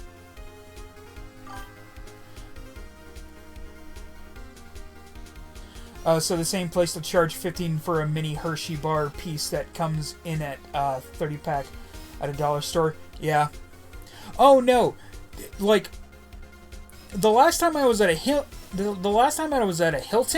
Oh yeah, no, those motherfuckers will fucking charge you for every goddamn thing.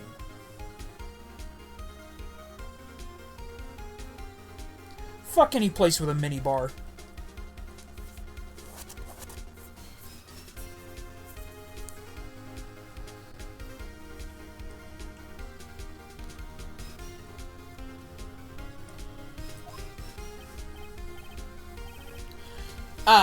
Yes, quite indeed. It was the, good barrister there, Mr. Edgeworth, who... He asked me not to mention it if I wasn't specifically asked, sir. He had it coming. He had it coming. Shh! You wanna get sued? You deserve all of it.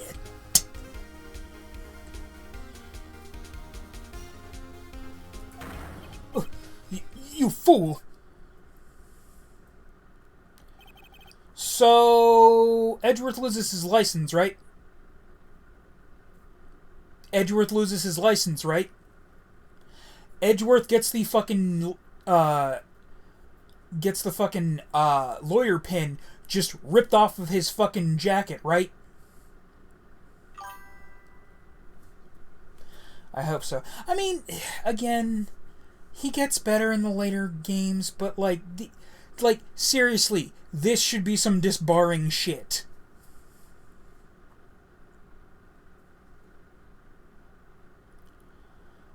I've done it. I've won. Well, I mean, not won, but like, Miss April May checked into a twin room with a man, correct? Yes, sir. Then when you brought them room service, you didn't see that man in the room. That's right, sir.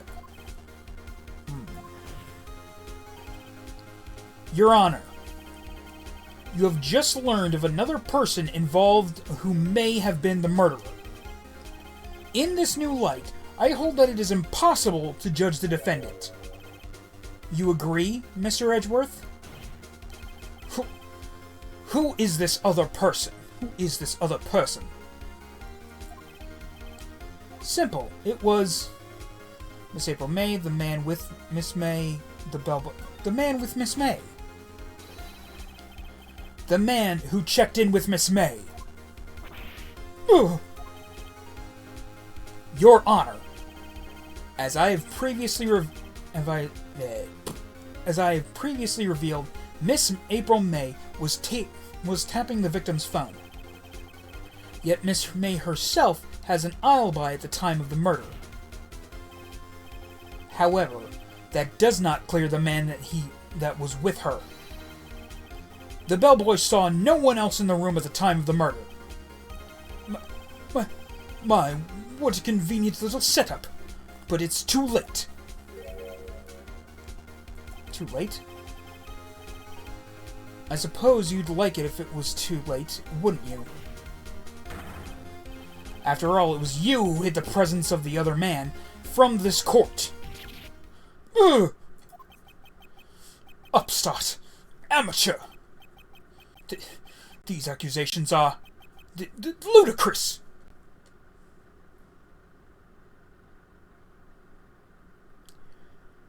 You deserve all of it.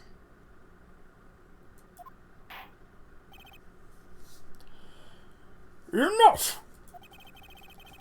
The court acknowledges the defense's argument. I expect the prosecution and defense to look into this matter fully. Am I understood? Yes.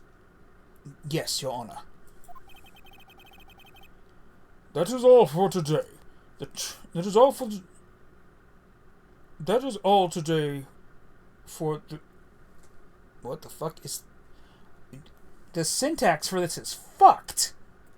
That is all today for the trial of Maya Fey.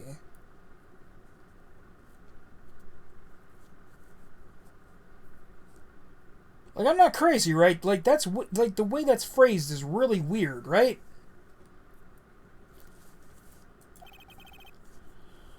Court is adjourned.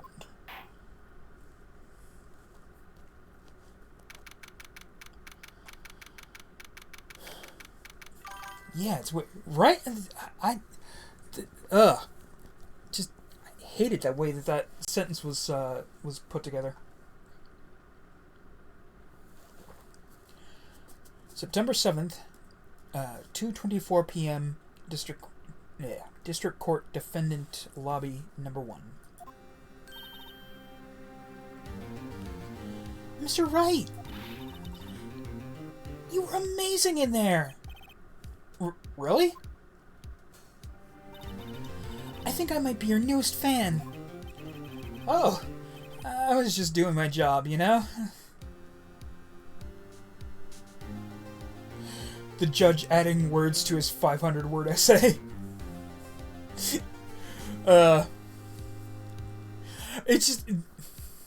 It just reminds me of that one episode of the Goes Wrong show where they had to extend the, they had to find a way to extend, the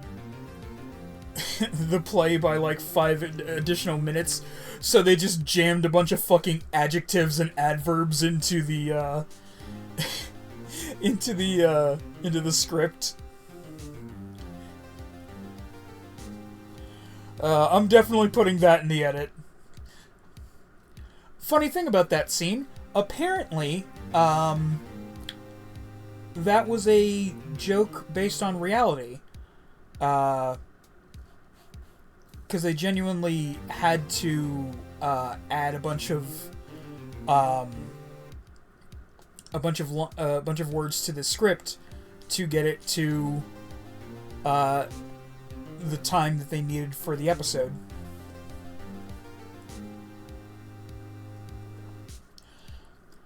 Oh, I was just doing my job, you know. Then again, the other attorney was pretty cool too.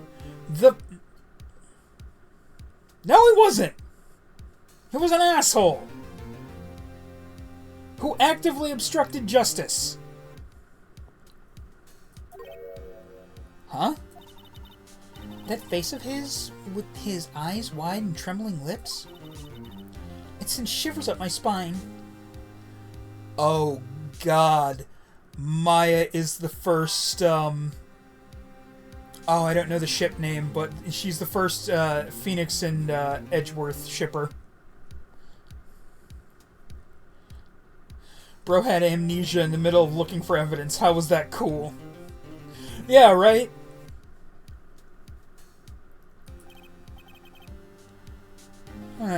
If you say so. So, what happens with me? Do I get to go home now?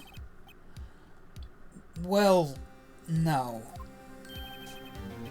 I don't think so. Not yet. Oh, I see. But I got a great lead in today's trial. A lead? That man with Miss May, he's the key. Oh, I get it. What happened to Miss May after that, anyway? I heard they arrested her. I guess she's learning her charms won't work everywhere. She's probably at the detention center now. I may have to go down there later. Anyway, this case is far from closed. Yes, sir. I'm gonna find out more about this man. Do you think he was the one who... Maybe so. Sis. Haha! Good old karma. Yep. Well, don't say good old karma in this game, because that has slightly different context. Sis. Don't worry. I'll find him by tomorrow, I promise. I'm counting on you.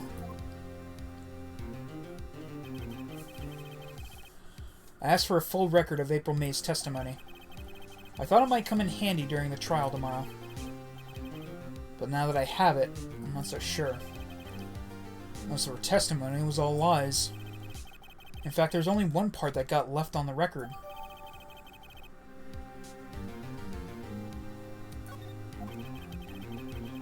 I don't know how much good this will do me at all now. Anyway, time to hit the pavement and do something do some investigating. Maya doesn't belong in that detention center, and it's up to me to free her, to get her free. Y'all know what I meant. To be continued.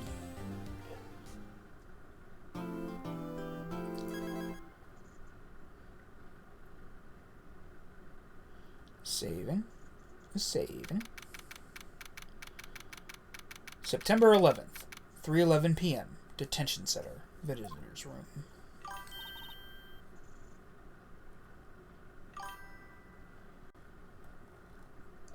Welcome, Beach Sand Boy. How's it going?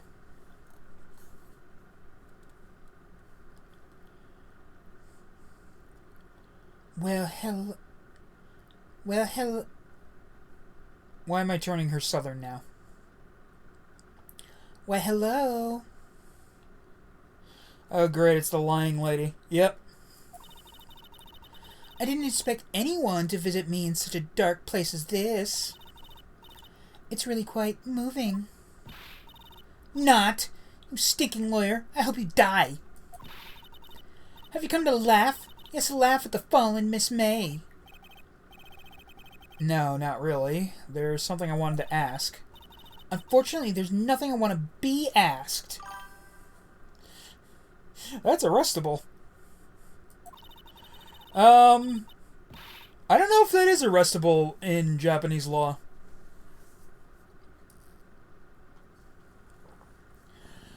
I haven't played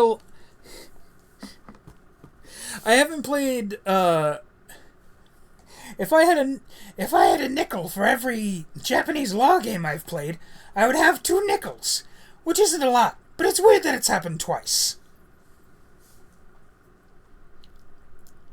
Threatening a lawyer and hope they die, that sounds illegal to me.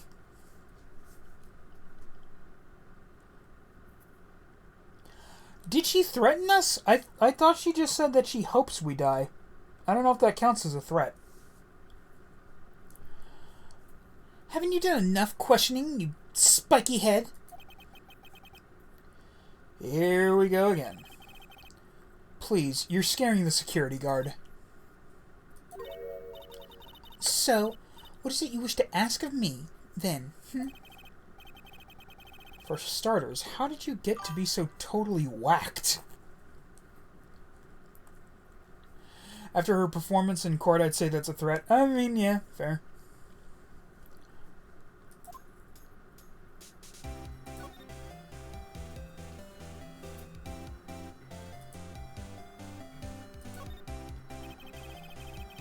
The guard went. Whoa. Or pro this guy. Or maybe he just doesn't get to see a lot of women like Miss May in here.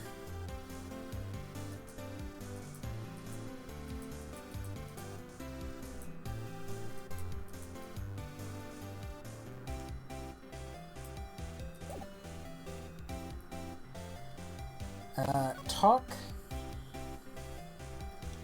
that man. About the man who stayed with you in your hotel room. Can you tell me about him? Where is he? Come on. No way, Jose. Maybe I had something to get her to talk. The wiretap. Why did you place a wiretap on Mia's phone? Ah, when you say it like that, it sounds so cold, so criminal. Tapping people's phones is a crime, Miss May? Oh, and I suppose you learned that in lawyer school, huh? Probably not. I'd say it's pretty common knowledge that that's against the law. Creep. This woman is impossible to talk to. Your attitude. Say, why are you so angry? I mean, you don't look like a bad person. Oh, that does it! Bottom-feeding, scum-sucking lawyer! But, bottom?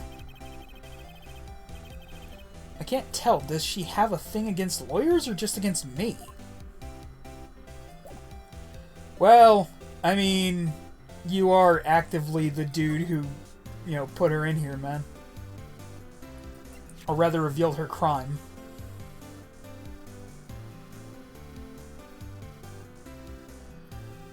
Ran to the right, but she was caught and struck. Hey, guess what? Actually, I, really hate your guts. So, get lost, because, well, I'm not cooperating. Thanks, I noticed.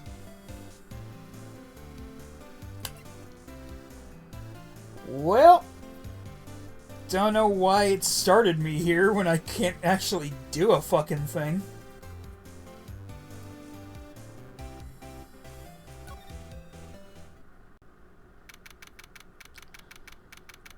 Water Hotel, room 303. Ah, welcome, sir. Quite the performance today, if I dare say so myself. Oh, thanks? Sir, I'm sorry for putting you on the spot like that. No, not at all, sir. Your efforts today can only help the Gatewater's rep, as they say. Huh? Rep? Yes, our reputation will swell as the hotel where the murderer used a wiretap. We can charge a premium for the room, of course. It'll be great for business, sir. Whoa. Miss May hasn't been charged with murder. I, too, have become famous. The bellboy who brought the murderer the iced coffee. Why do I feel like we're both stuck in the same bad dream? So, you are our honored guest. Please, let me know if there's anything I can bring you.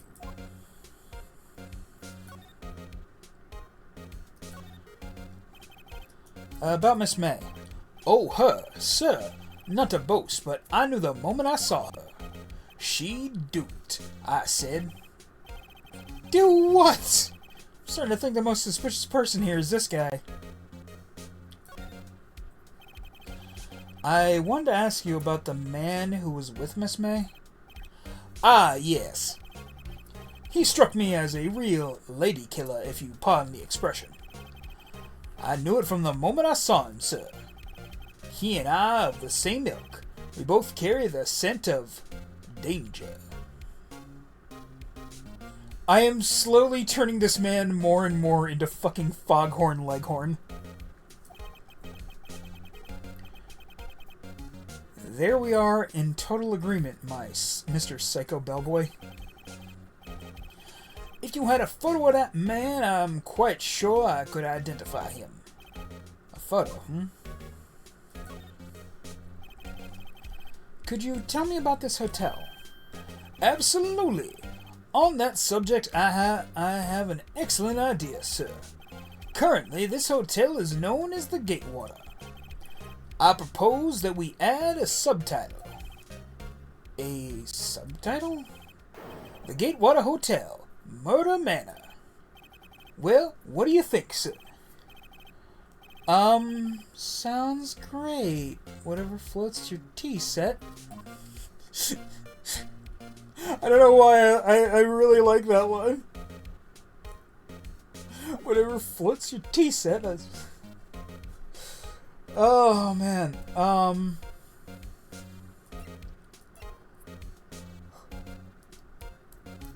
Isn't there a way for me to show him profiles?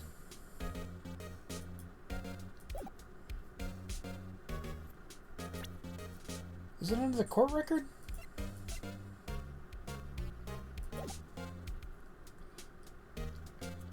I could swear there's a way to do that.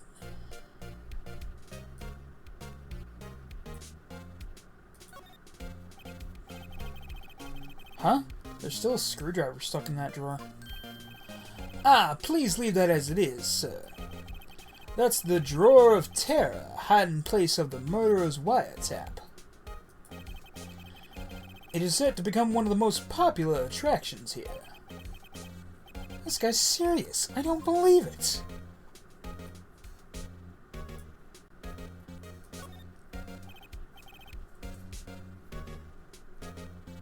A vase as expected. Not go with flower names except maybe tulips and sunflowers.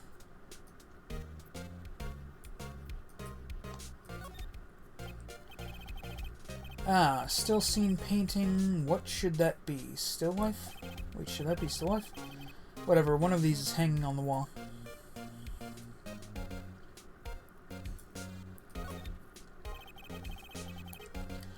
A bottle and 2 glasses rests on the table. Why hasn't he cleaned these up by now? I beg your pardon, sir, but if you could please refrain from touching those. It's part of the decor. I call it the last drink before murder. Will be famous, the talk of the hotel industry.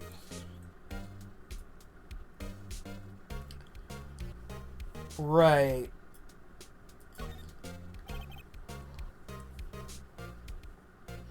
A simple bed. It's been recently made. Nothing eye-catching here. Okay. Let's go talk to Grossberg.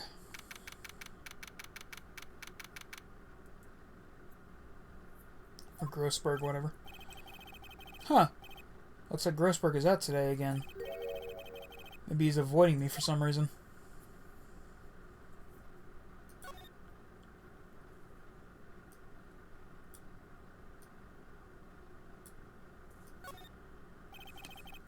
Solid mahogany desk. Wood's been polished to a deep luster.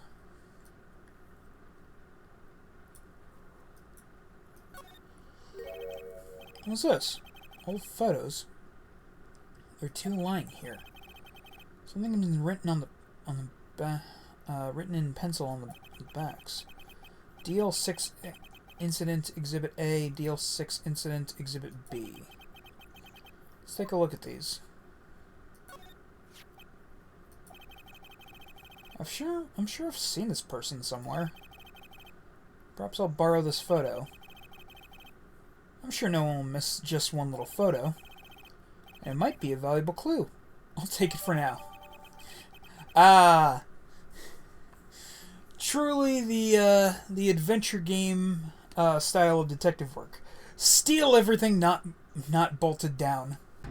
I'm a good guy.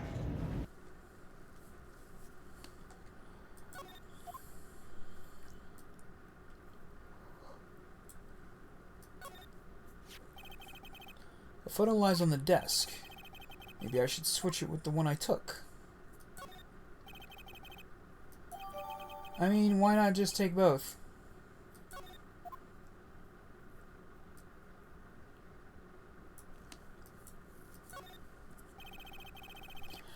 Expensive-looking mahogany bookshelves filled with expensive-looking books.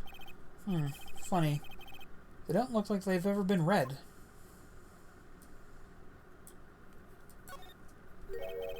Wait a second.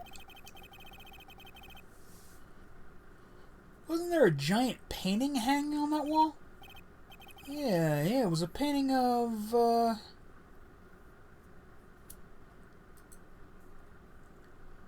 fisherman? Wasn't it? It wasn't a very memorable painting, anyhow.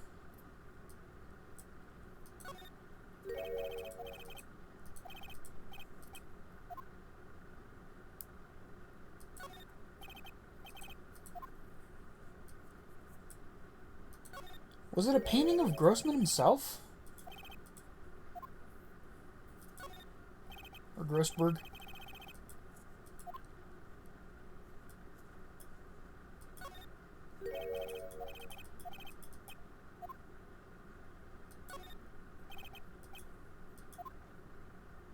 Huh.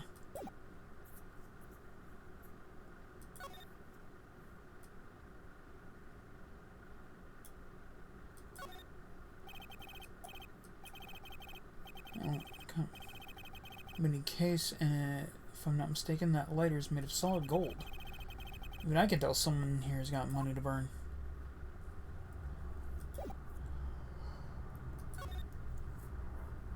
Okay, I think the only thing I actually needed to do here was get that picture.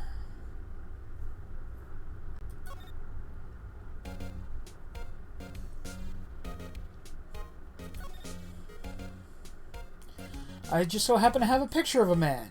What are the chances that this is the man he saw and check in with Miss May?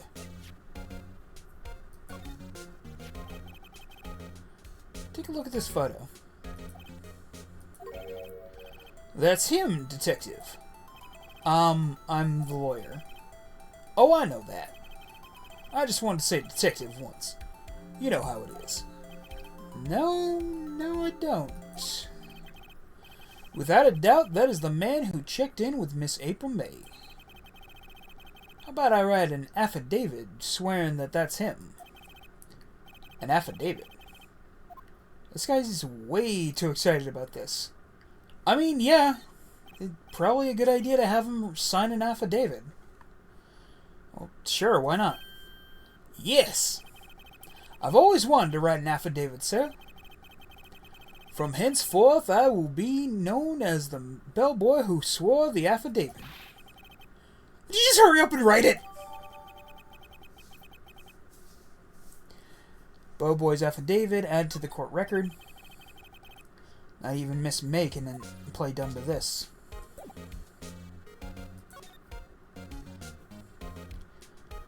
Later, weirdo. You again? Can't you take a hint and stay gone? Hey, the only reason I'm back here is because you won't talk to me. Oh, so it's my fault now? You don't just have spiky hair, you also have a spiky heart. That does it. When this case is done, I'm shaving my head.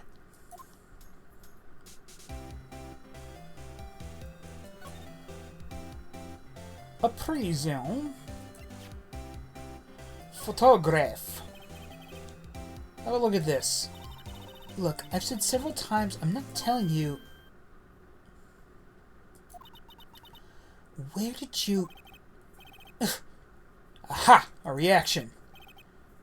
This is him, isn't it? What? Who? When? Why? It is him. This is the man who stayed in your hotel room the night of the murder. No, that's not right. Nice try, Miss Cooperative. Do you have proof that it was him? Yeah, proof. Show me proof. I'm so close.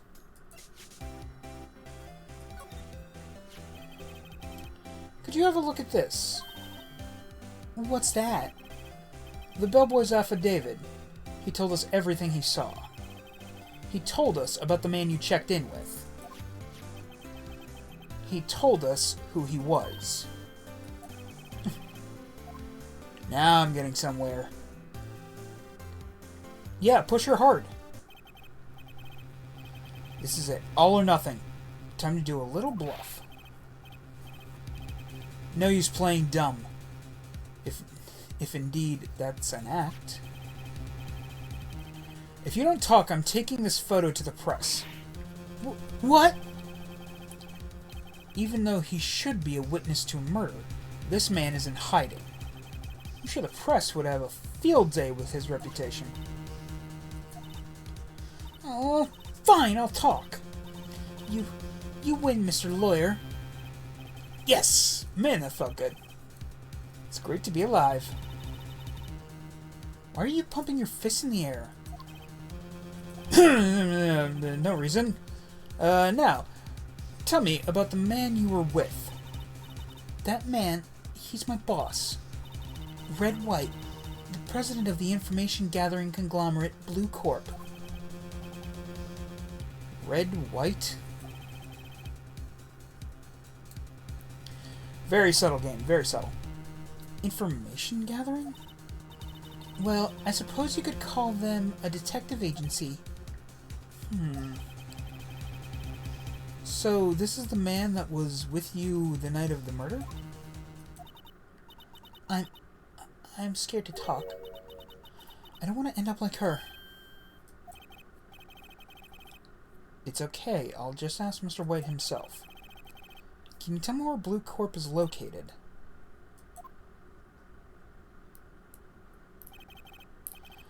Could they really not have given May a fucking scared face?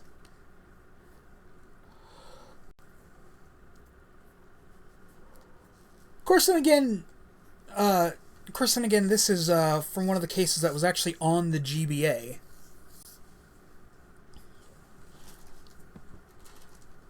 And it's crazy how much Capcom,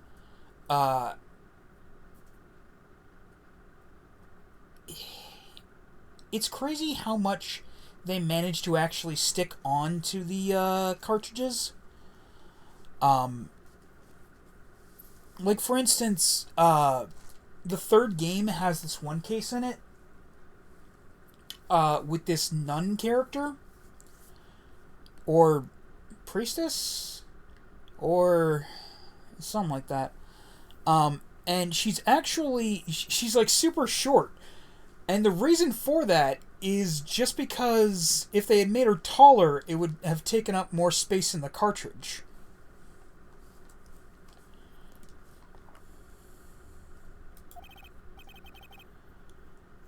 Finally, a lead on this guy. If April May couldn't have done it, that leaves him. Time to take action. Discarded the bellboy's affidavit. Why? It feels like we could have still used that in court?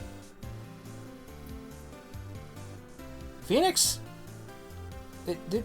Okay, whatever.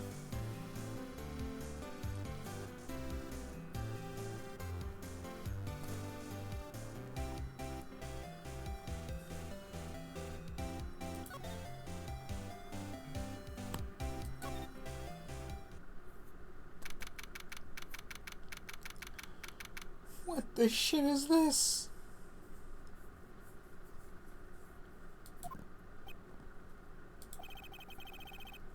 What's with the surreal decor? Oh, I didn't even notice the fucking legs of the desk are like gold statues. Fucking what the hell?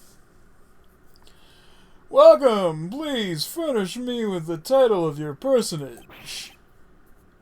What the? Your name. What's your name?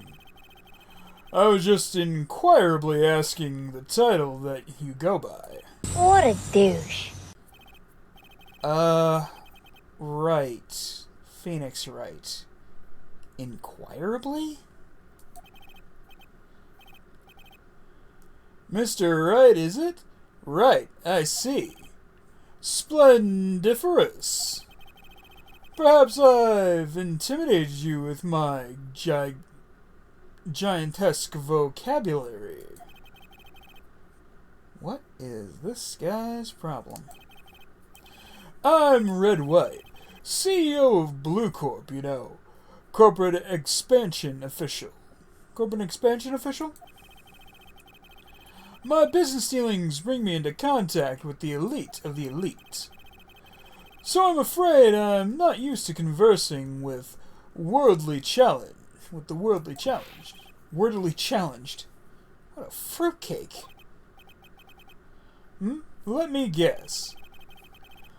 You are an attorney, fresh out of law school, are you not? As the only explanation for why you would come to meet me like this. What does he mean by that? No matter. So, what business does a mighty lawyer have with a man such as myself? Yipes, this guy's arrogance meter's off the scale.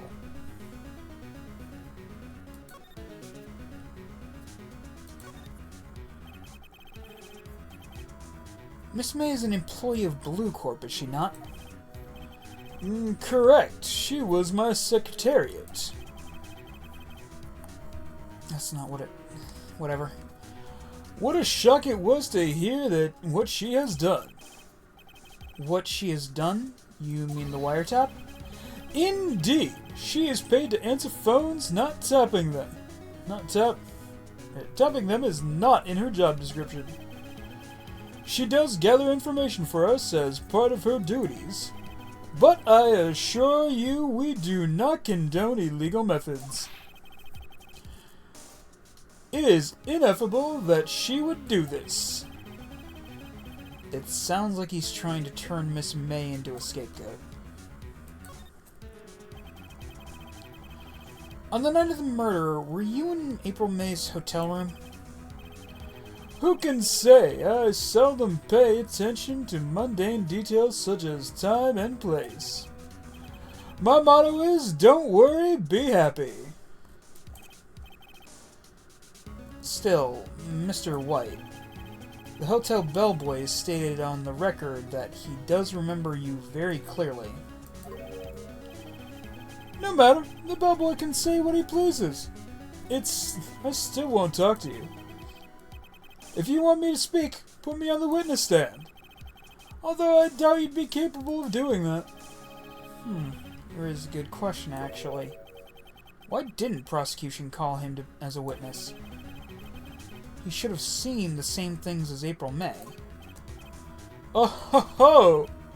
The police, the courts. To me they are mere toys, playthings for my amusement.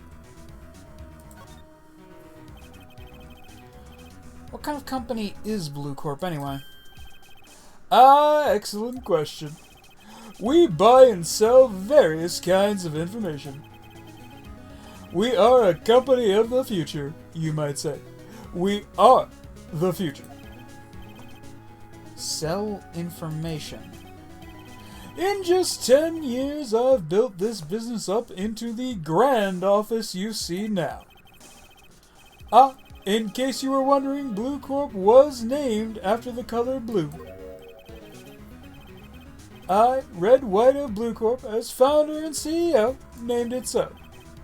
And why, you ask? Because I like the color blue, of course. Fantabulistic, is it not?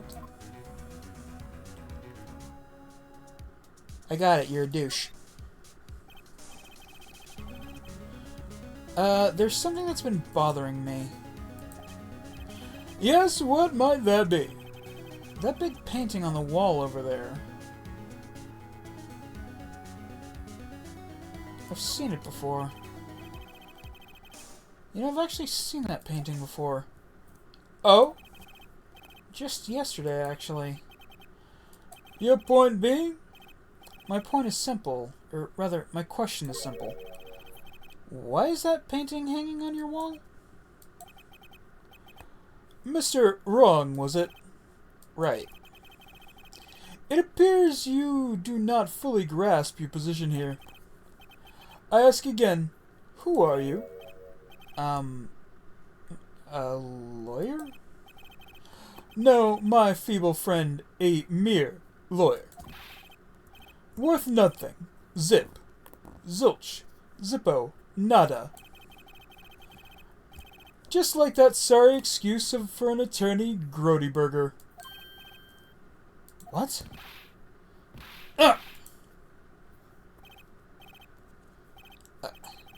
He punched me. Well, Mr. Lawyer, what will you do, eh? Charge me with assault? Charge away. I welcome it. For it is you who will be found guilty. What? Heed my exposition. The police, the courts, they all do my bidding. So you say, but I wonder, is that kind of control really possible? I don't expect you to understand. It is a world beyond your compensation. Compensation?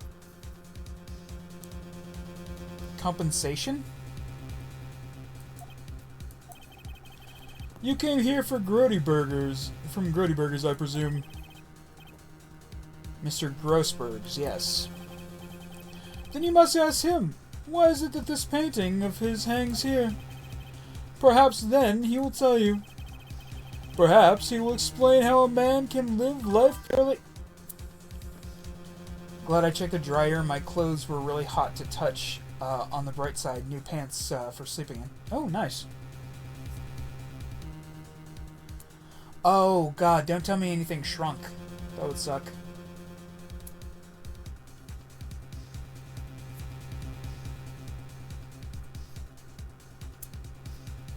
See, that's why I always dry my clothes on the lowest heat setting.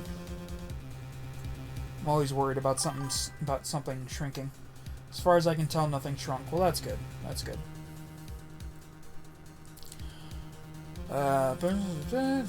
Perhaps he can explain how a man can live life purely for personal profit. Go now. Skedaddle. There's nothing more to discuss.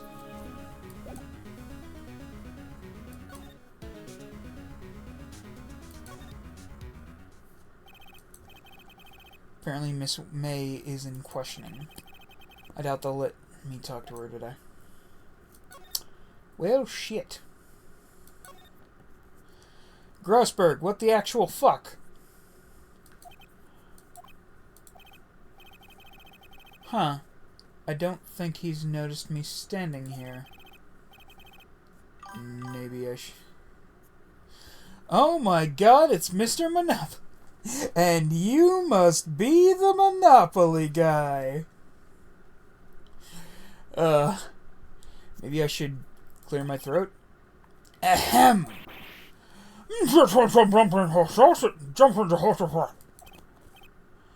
Oh, you.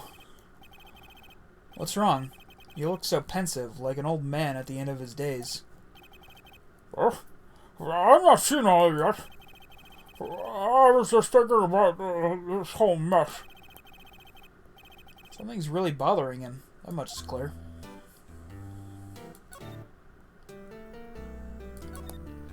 Today's trial. So, you came to see the trial? Yes, I did. Something was bothering me all last night. Cheeseburgers. I'm fat too. I don't know why I'm doing jokes like that.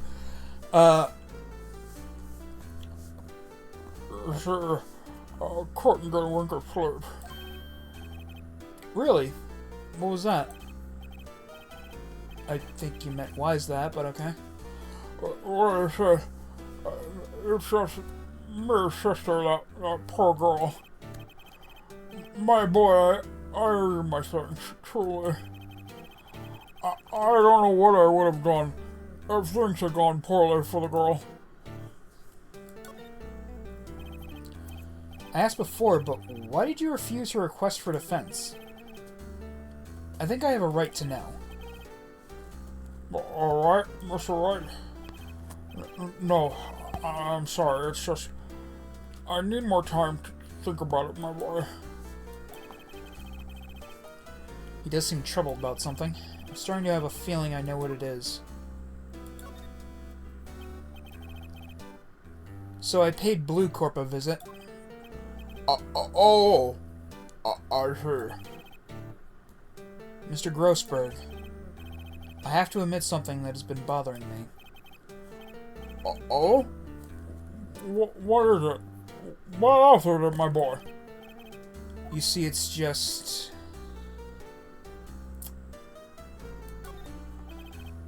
Mr. Grossberg, sir. There was a giant painting hanging right there the other day. Was there not? The one you said that you had no intention of parting with? Well, I saw it today. It was in the CEO's office at Blue Corp. Red White's office. So, you noticed. I suppose I should have guessed you would. It's a large painting. There's a large painting. Mr. Grossberg. Oh, Mr. Grossberg, I know you and Mr. Wright are connected somehow. Connected, you say? Yes, and I know what it is. You're lovers! He's blackmailing you.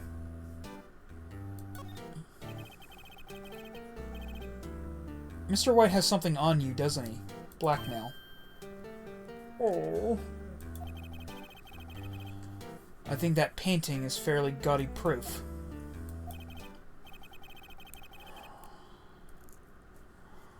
Very well. This may be the chance I've been waiting for. Maybe it's time to get this off my chest, so I can finally rest easy again. After all, you were me as understudy. Perhaps it was fate. What's he talking about? Red White is a man who makes his living through intimidation. Blue Corp is a company that excels in finding people's weaknesses, I'm afraid. I've been paying them for 15 years now. 15 years? All because of the DL6 incident, as you may have guessed. The name on the back of those photographs. As you suspected, I could not stand in defense of Maya because of this. Wright would have destroyed me if I did. So that's the connection. It's hard for me to tell you this, my boy. Arresting Red White will be nigh on impossible. Impossible? Why? He has information on everyone. It gives him an iron grip. He owns judges, attorneys, prosecutors, police, and politicians. What? They're bound, unable to do harm to themselves, and therefore to him. Don't look at me like that. What you see is nothing more than the weight of many years.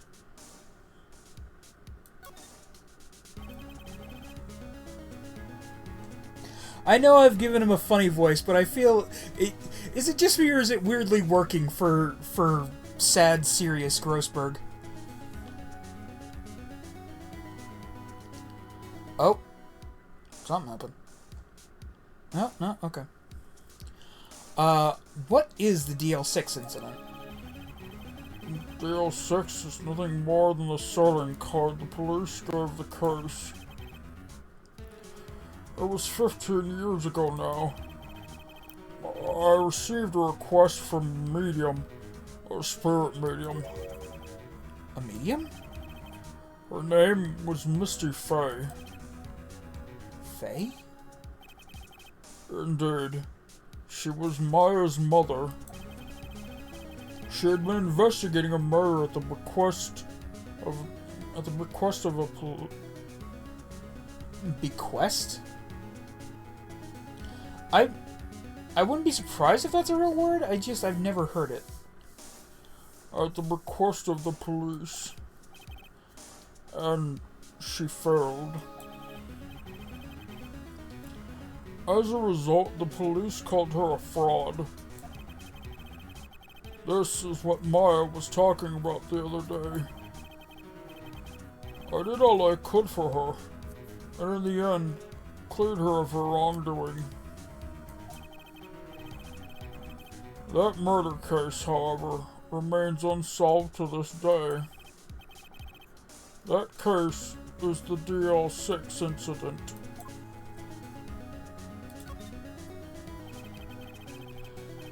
But why were you blackmailed over this, Mr. Grossberg?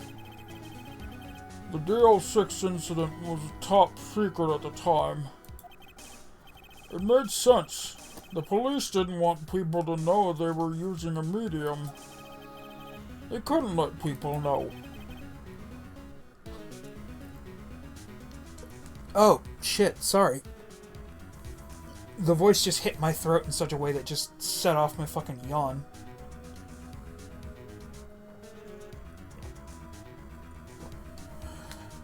Let me just chug some coffee.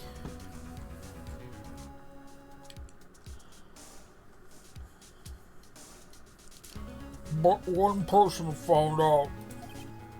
I told him. You told White? He offered me riches.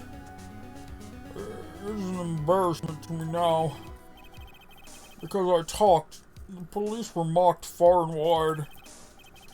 In secret, they began looking for the one who sold them out.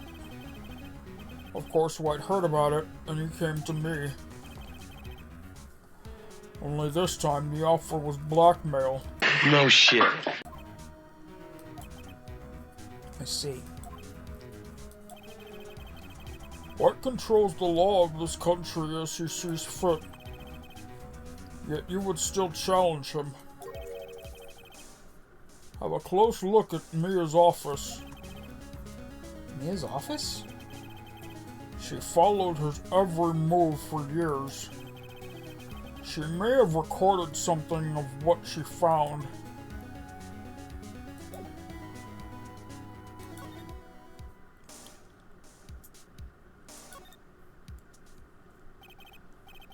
It's funny. Looking at this room, it seems so normal. Hard to imagine a murder took place here. Mr. Grossberg said there would be clues. Maybe I should have a look around.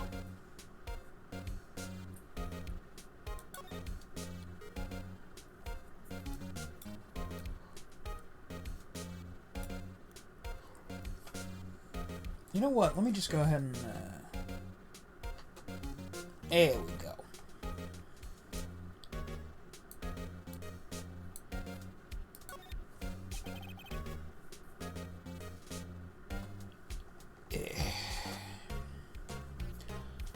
An old movie poster. Apparently this was the first movie that made Maya cry when she saw it. I'll have to check it out one of these days.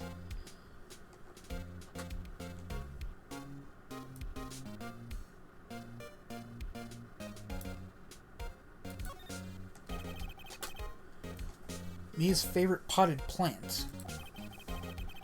I guess I'll have to water it now.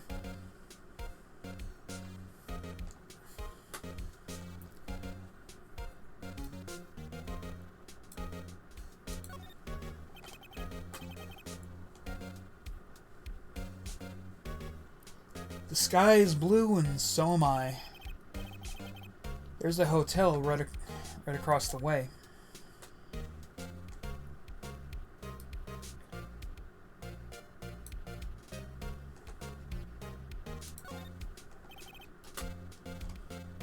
Mia's desk. Perfectly clean as always. The only thing it's missing is Mia.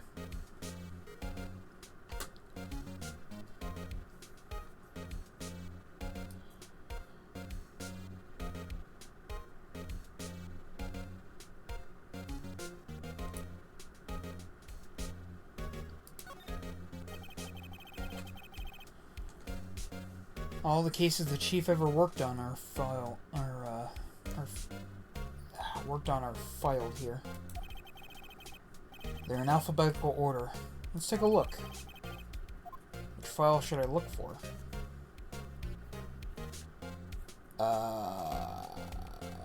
Do I? Let's see if there's a record in this file that catches my eye. You proud of yourself there, Phoenix? ABFM.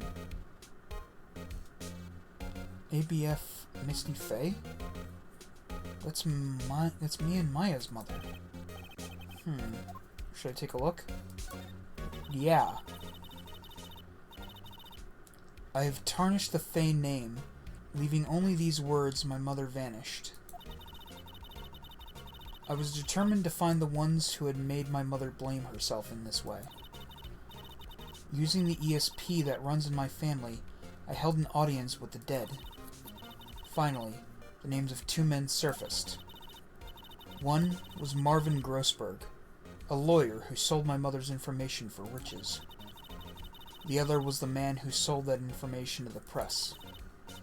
This parasite who makes his fortune on threats and coercion. His name is... The record stops there. So Mia knew Grossberg. What do you mean Mia knew... Of course she knew Grossberg, you idiot!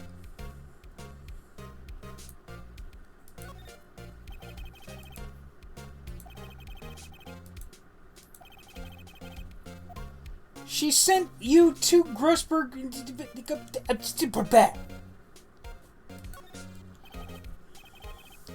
See, J through S, nothing much here. Maybe just skim some of this. Well, no harm flipping through a bit, I guess. Biggest parts here. The end in S, suicide. Ew. She has a collection of suicide reports. There's politicians, policemen. The exact kind of people Grossberg said White had info on. Oh dear. There's writing on most of these in pencil. White. This is Mia's handwriting. Wait, I get it. Mia thought he was involved in these suicides. Boy, I hope YouTube doesn't take me down for this. I don't think they like the S word. White drove them to it. I can use these newspaper clippings. Let's find the most disturbing one.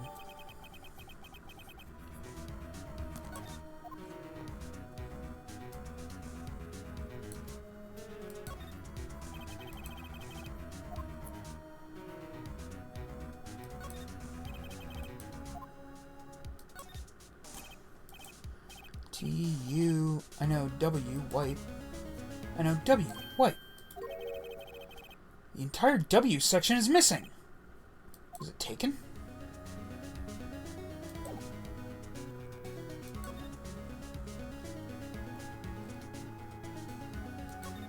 Grossberg?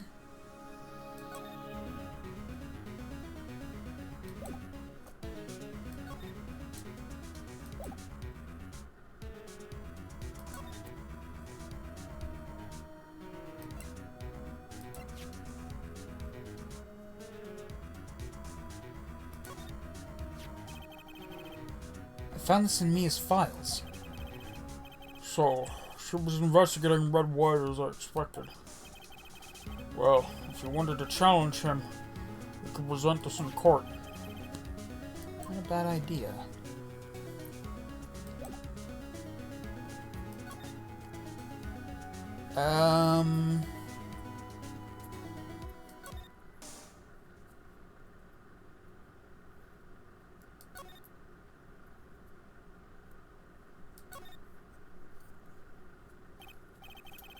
Well, aren't you persistent?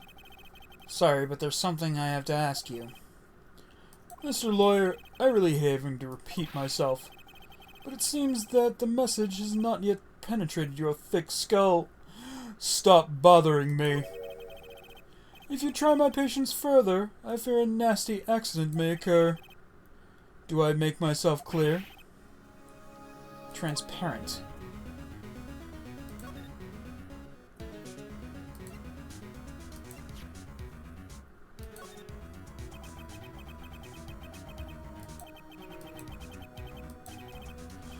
It's the only clue Mia left me. I better make this one count.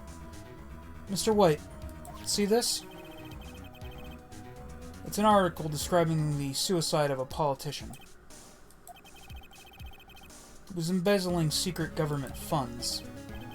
Then one day, word got leaked to the press. The very next day, he took his own life. And this concerns me how? I found this article in Mia Fey's office. Miss Mia? She had a file filled with articles like this. Every one of them was labeled with a single word. White. Mr. White, I know what you did to this politician. You were blackmailing him. Blackmail? Not just him, either. You were threatening and coercing hundreds of others. You were involved in all of the suicide cases that Mia investigated. This company is built on blackmail. I'm right, aren't I? What a bizarre accusation! Mr. Wrong. What is it that you should be doing now? Investigating me? No. I think not. You should be searching for the one who killed Miss Mia. Secretary office, hello? Mr. Wrong will be leaving now. Yes, sir. I'll send someone right away. Wait a second, Mr. White.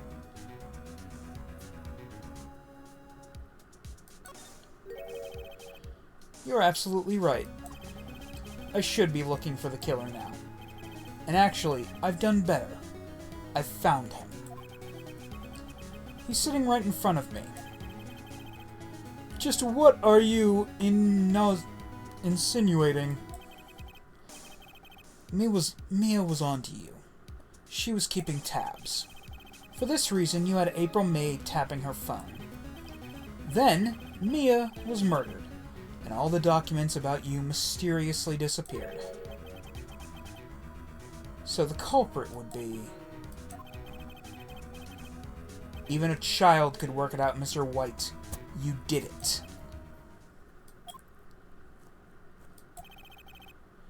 Secretary office. We won't be needing an escort for Mr. Wrong. Instead, please connect to the public prosecutor's office. Of course, sir. One moment, please. Wait, that you? What are you doing calling me at a time like this? Hello, Chief Prosecutor. I've changed my mind. I want to testify tomorrow. Wait, is this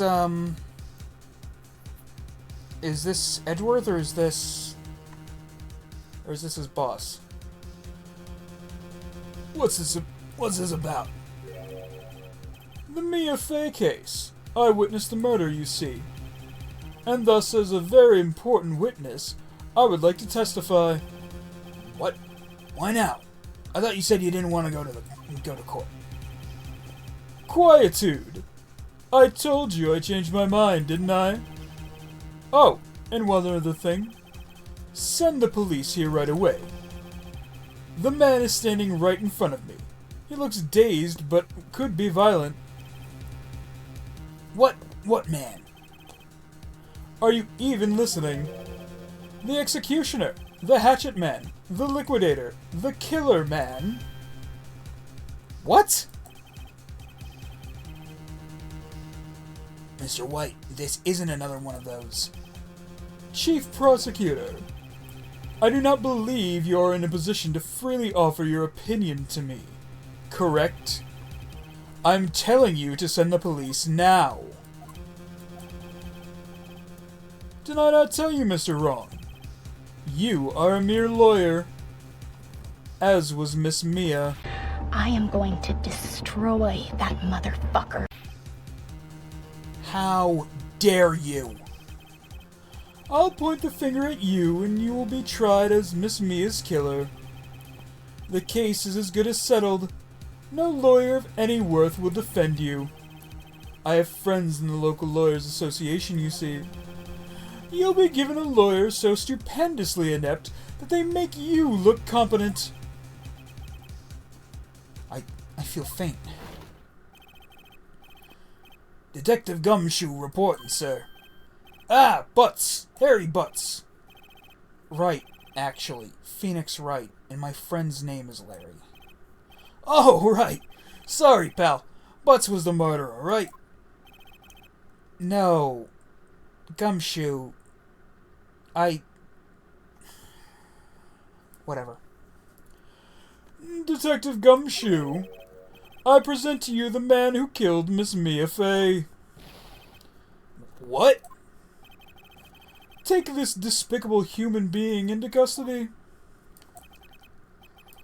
Farewell, Mr. Wrong. September 8th, 3:37 p.m., Detention Center, Visitors Room. Can't believe it's only been a day since the first trial. My trial begins tomorrow. White's going to set a trap for me, and the prosecution will be in on it, of course, Edgeworth included. An attorney was assigned to me by the state yesterday. I refused. I had an idea. Wright! Mr. Wright! Oh, Maya. Great. They let you out of detention. Just now, yeah. It's all thanks to you. Now I'm afraid we've switched places. What? You mean you... I explained what happened to Maya. I don't believe it. How many people does that man need to destroy before he's satisfied? My mother, my sister, and now you. This has gone too far. Mr. Wright, please tell me there's anything I can do. Well... Cheer me on in court. Well, you could cheer for me in court. Cheer for you? You mean like a cheerleader? Yeah, I like that. Alright, leave it to me. Huh? I'd better go get a uniform and some pom-poms. Wait. What? I'm kidding. It was a joke. No way. No, really, I was kidding, but thanks. It's good to know you're on my side. There really isn't anything you can do for me anyway. But I can't just sit here and do nothing. I've got to give that man a piece of my mind. Just a piece? Okay. Then come to court tomorrow. Okay, I'll be there. I'll show them a thing or two.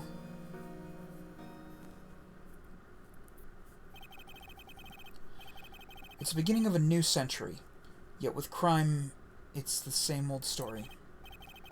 In fact, it's gotten worse. Like the court proceedings are no longer realistic. Beginning a few years ago, a limit of 3 days was put on initial court trials. Almost all finish in a day, most with a guilty verdict. I never thought I would end up in the defendant's chair myself. Tomorrow the true culprit will appear as a witness. This is it. It's me or him. To be continued. We're at 3 hours now. Am I gonna be able to finish this before I hit the 4-hour mark?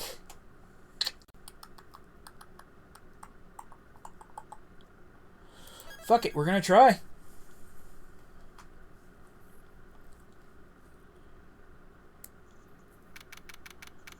September 9th, 9:52 a.m. District Court, Defendant Lobby Number 1. Well, I guess this is it. Yeah. One way or another, this case gets decided today. Ah! Phoenix, look! Prosecutor Edgeworth. I received a call from the public prosecutor's office yesterday. He told me that whatever Mr. White says today, it will be the absolute truth. No matter how you try to attack his testimony, if I raise an objection, I have it on good faith that the judge will listen to me. What does White have on the judge? What? Does White have the judge in his pocket too? So, you're saying I'm going to be guilty? End of story? I will do anything to get my verdict, Mr. Wright. Anything. You deserve everything that happens to you. But why? Why? How can you torment innocent people like this? Innocent? How can we know that? The guilty will always lie to avoid being found out. There's no way to tell who is guilty and who is innocent. All that I can hope to do is get every defendant declared guilty. So I make that my policy. Edgeworth. You've changed. Phoenix? You know him? Don't expect any special treatment, Phoenix Wright. Phoenix. Well, court will be opening session soon. What? But wait. Your defense attorney isn't even here yet. He's not... I'll be defending myself. What? Okay, let's do this.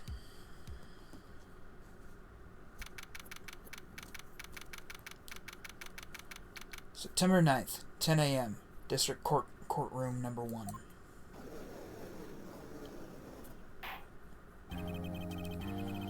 The court is now in session for the trial of Mr. Phoenix Wright. The prosecution is ready, Your Honor. The defense is ready, Your Honor. Mr. Wright, are you sure you're up to doing this? Yes, Your Honor. I'll be defending myself. Understood. Very well, Mr. Edgeworth, your opening statement, please. As the details of the events are already quite clear to the court, today we will hear the testimony of another witness to the defendant's crime. I see. The prosecution may call its witness. That went far too smoothly. Why didn't the judge ask Edgeworth why his witness didn't testify before? It's like he already knows why. If anyone's going to raise an objection about this, I suppose it's me. I mean, fuck it. Forget it. I smell a trap. I would like to call Mr. Red White to the stand.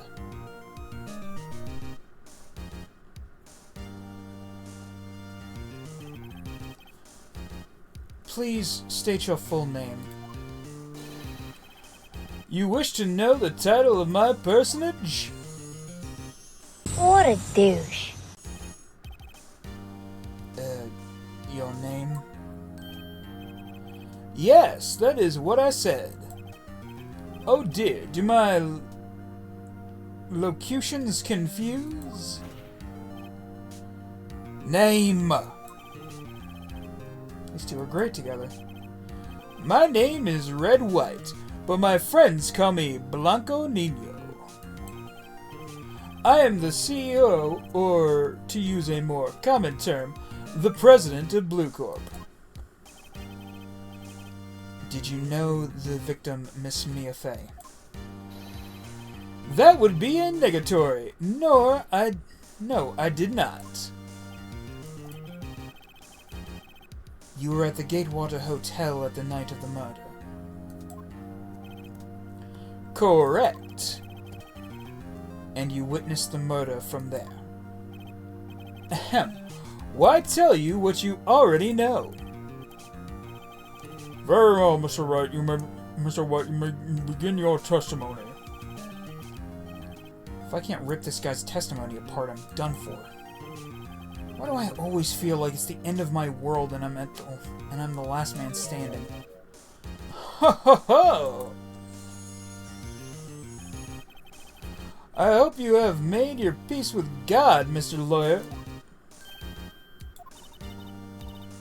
Let him have it, Phoenix.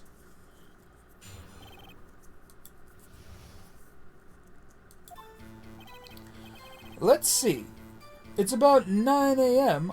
It was about 9 a.m., I believe. I was quietly reading to you, some papers by the window. Then I heard a bedlam coming from outside. Surprised, I turned to look at the building across the way. It was then I saw him, a spiky-haired man attacking a woman with long hair. Needless to say, that man was none other than you, Mr. Lawyer. I called Miss May over at once. She, too, was flabbergasted, of course. The victim. She ran away, but you gave chase. Finally, there was a terrible impaction. Then it was all over.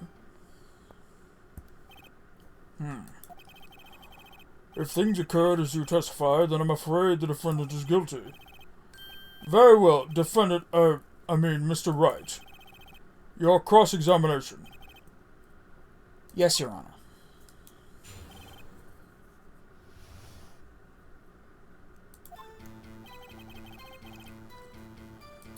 Nine, I believe, was prisoner reading the papers.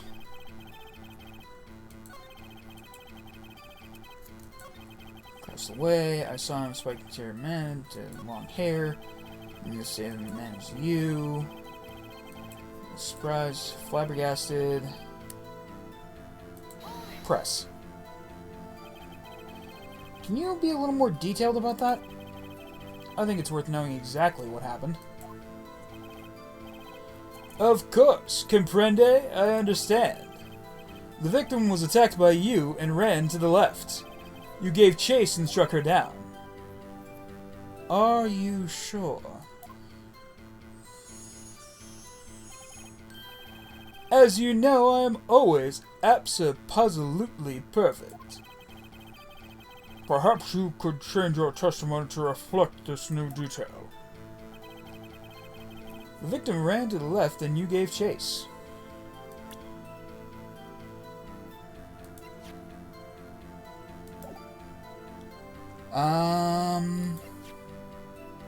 May's testimony.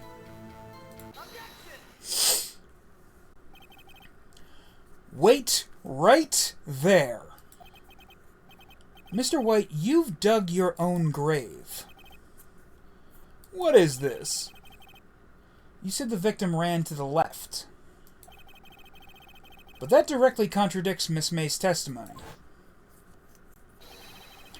She clearly stated that the victim ran right. Oh ho ho! It is simple. You have misheard her. I think not. Look at the floor plans. The killer was here. And the victim was here. And the victim here. If the victim ran to the left as you claim she did, she would have been running directly away from the door. She would have been running into a dead end. Don't you find that odd? Very strange. I did see her run to the left. I did. Phoenix, look at his face. I don't think he's lying about this one. True.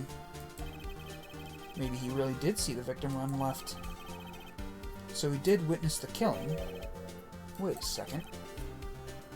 Mr. Wright. Yes, Your Honor. Miss May says right. Mr. White says left. Can you explain this contradiction to the court? Simple. Both are right. Both witnesses are telling the truth. For once. Ha! I doubt it. Rather, that does not clear up the contradiction. There's one scenario that would explain their conflicting accounts. What?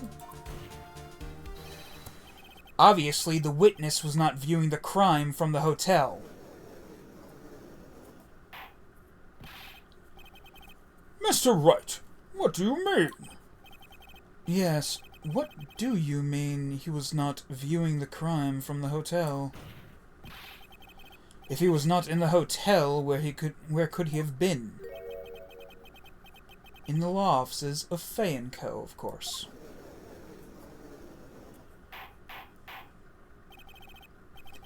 More specifically, he was standing here.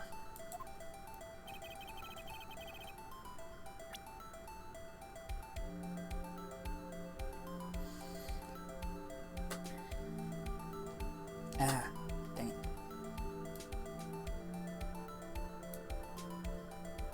Just gonna show that real quick. And present! This is where he was. Look. When the victim ran for the door, if he was watching from this point, to him, it would appear that she ran to the left. Please, this is no time for jokes in ill taste. That is where the killer was standing.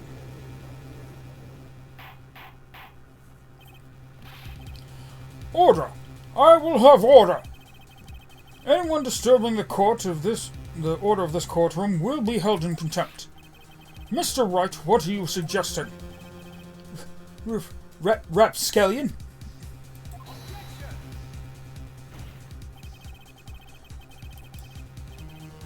The postulations of the defense are a distortion of the truth, Your Honor. Indeed, they do seem a bit far-fetched. Ho. You provide us with so much entertainment, Mr. Lawyer. But now he's laughing? The hilarity of the moment made me remember something. It appears I have been unclear, and for this I apologize. Mr. Your Honor, might I be allowed to testify once more? Very well. Let's hear your revised testimony. Good luck. You can't fix a broken testimony, buddy.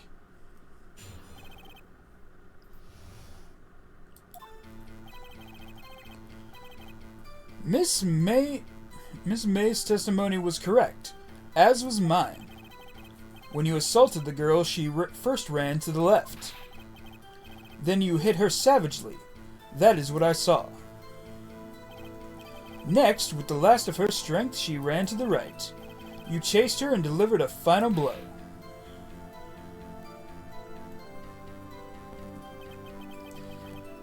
That is what Miss May saw. You see, you hit her twice. Don't you remember, Mr. Lawyer?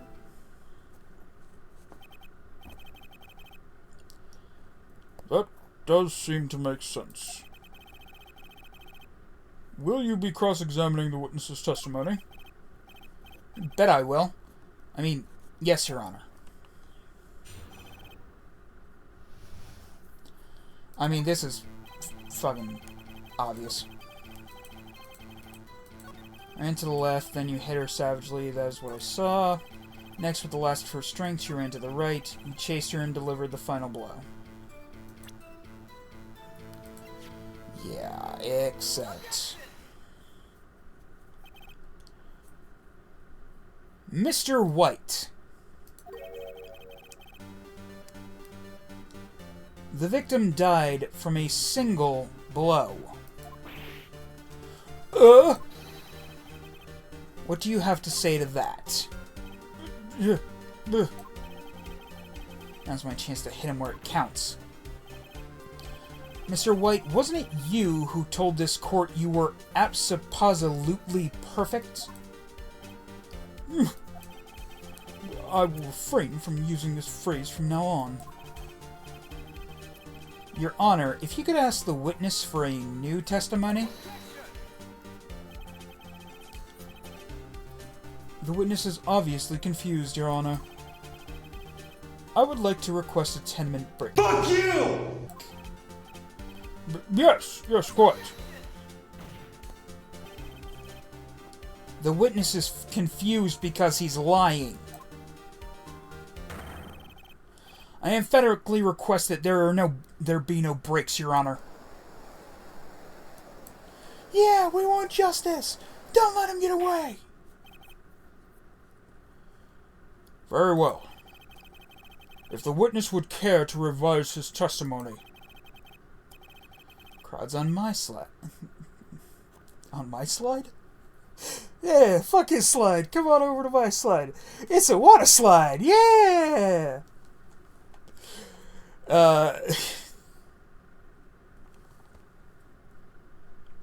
This is the kind that were made in the Carter administration, are all rusty metal.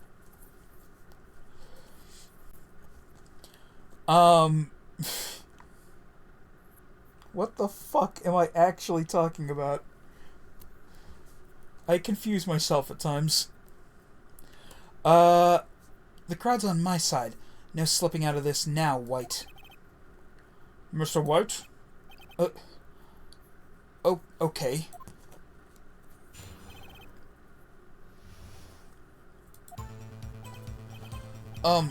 Well, I looked at the other window when I heard that thing fall. Then the next moment I saw Miss Mia run to the left. The killer, you, attacked her, but she dodged. And then she turned and ran for the door. Then you did her in with a single blow. Thwap.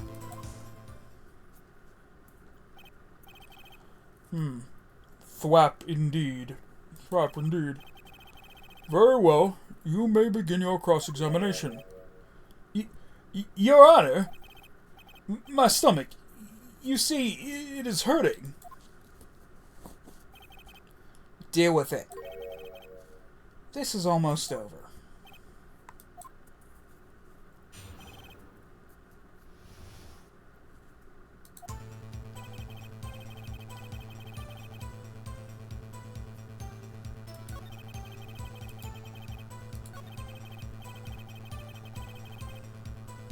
That thing fall? You heard that thing fall. What exactly was that thing? Huh? The glass light stand. Right.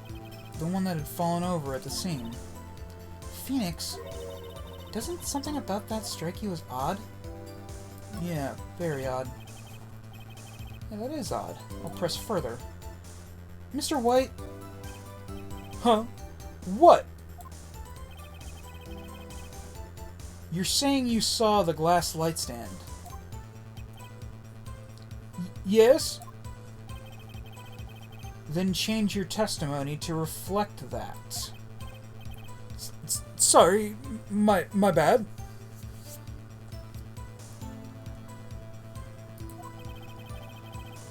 The witness will revise his testimony. Okay. Of course.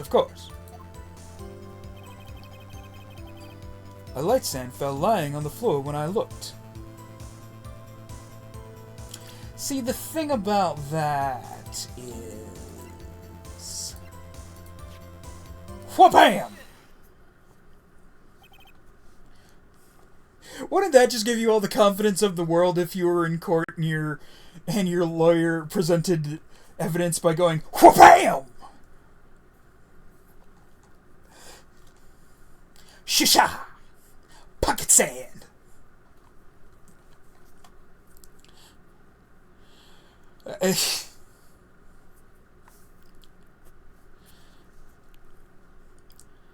Mr. White, it was impossible for you to have seen the glass light stand. What? Look at this. These are the floor plans to the scene of the murder, yes? Correct. Correct, Your Honor. Now look. If you were to look through the window at the office, this is the area you would be able to see. Here. Well, note that the stand is not within the visible area. Well, Mr. White? What do you have to say to that? Ridiculosity. Mr. White? If you were in the Gatewater Hotel as you claim, you could not have seen the stand before it fell over. In fact, you wouldn't have been able to see it after it fell either. There's no way you could have recognized the broken shards as a glass light stand. So, when did you see the stand, Mr. White? It must have been the moment that it fell. And the only place you could have seen that from is inside the Fey Law offices. In other words, you were at the scene of the crime when the murder took place. Gah!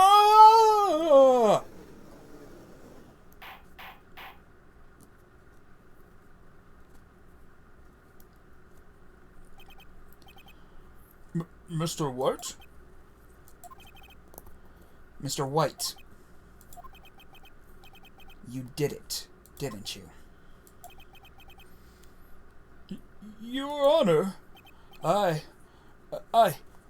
Miss Mia. Looks like we're about to get our verdict. That's far enough, Phoenix Wright. You deserve all of it. He had it coming. He had it coming. What? I forgot about Edgeworth. Mr. Wright. Mr. White. I think the time has come. Shouldn't you confess your crime now, then? Now, What? I said you should confess your crime. Ergo, confess that you placed the wiretap. Wiretap?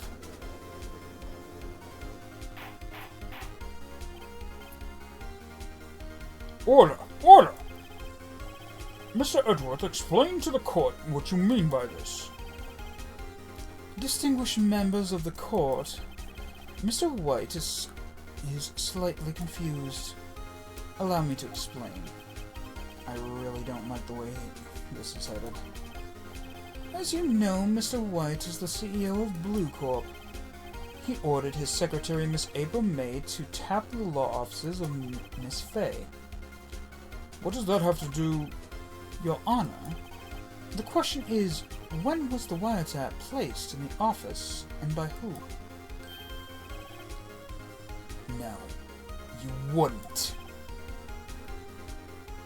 Mr. White, in order to place the wiretap, you entered Miss Fay's office. Am I correct?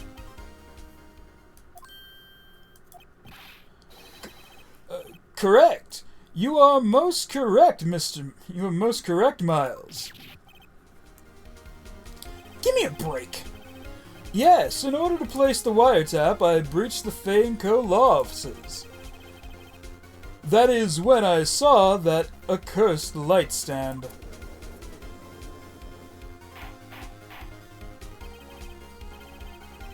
Now I'm confused. Please explain to the court what all this means, Mr. Edgeworth. Gladly, Your Honor. Mr. Phoenix Wright has made his position quite clear. He has determined that Mr. White knew the glass stand was in the office. He has shown that there was only one time Mr. White could have seen the stand, at the very moment of the murder. Thus, Mr. Wright would like you to believe that Mr. White was the murderer. I see.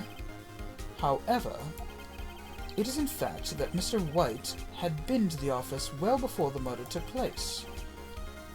He went to place the wiretap. He could have seen the glass light stand then. Ergo, Phoenix Wright's theory is revealed for the baseless conjecture it is.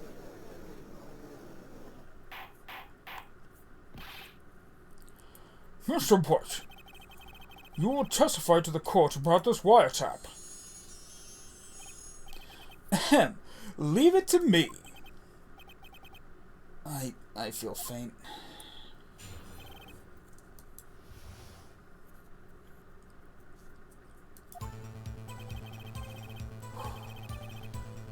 It was the beginning of September, the week before the murder.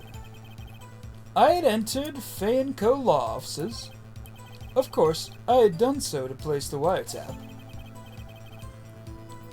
It is when I saw this glass light stand.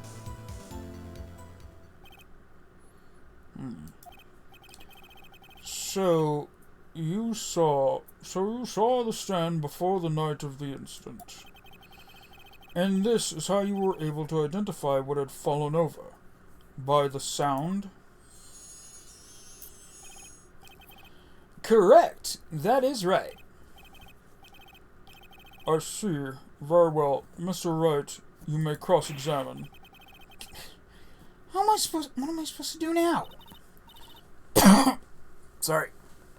One sec. Throat getting dry.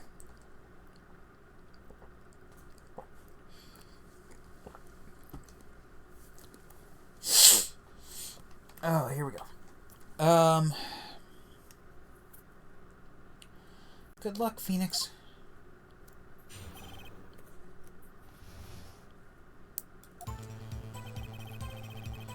It was the beginning of September, the week before the murder.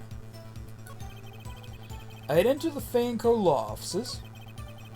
Of course, I had done so to place the wiretap.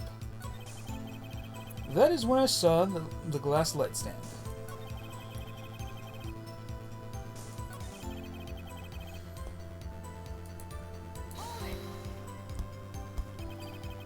Was it really you that went into the office? Or was it Miss May? Unidentified fingerprints several days old were found in the Fay & Co. law offices. Those were obviously Mr. White's. And if I know Edgeworth, he's already run a check on those prints.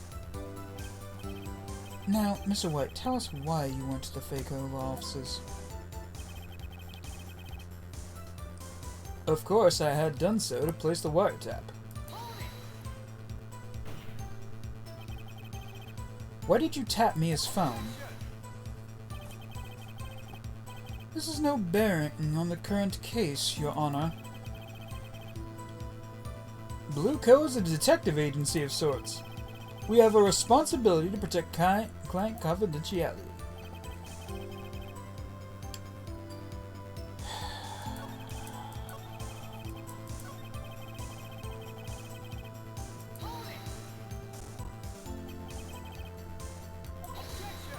I'm not even going to read that one just because I know it's bullshit.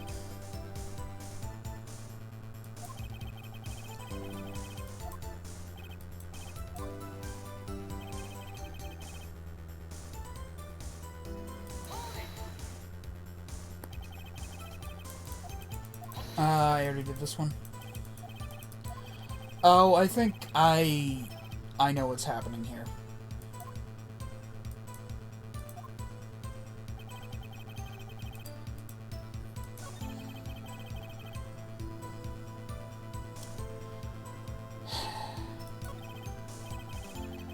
Damn it, there's nothing for me to press him on. Oh, maybe he's rattled enough that I can bluff something out of him.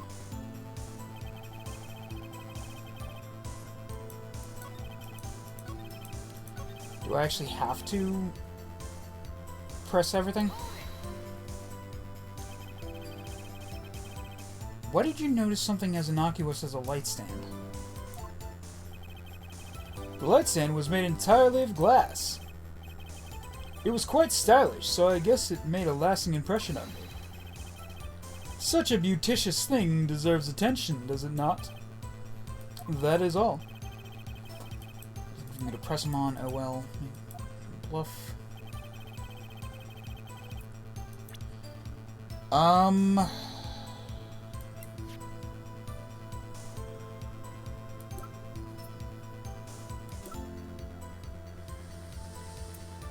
Retrieve the Fate Law offices. Broken glass remains west. Broken beyond all recognition. Nice software.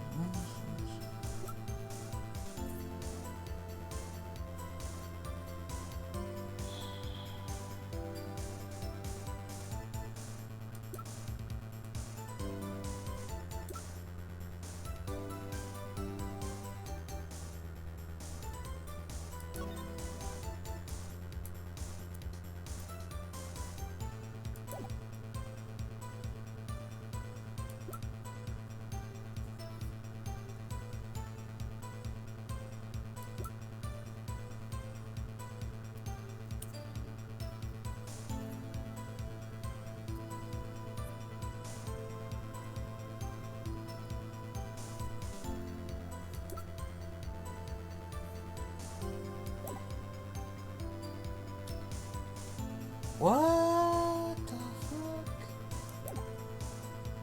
What the fuck do I do here?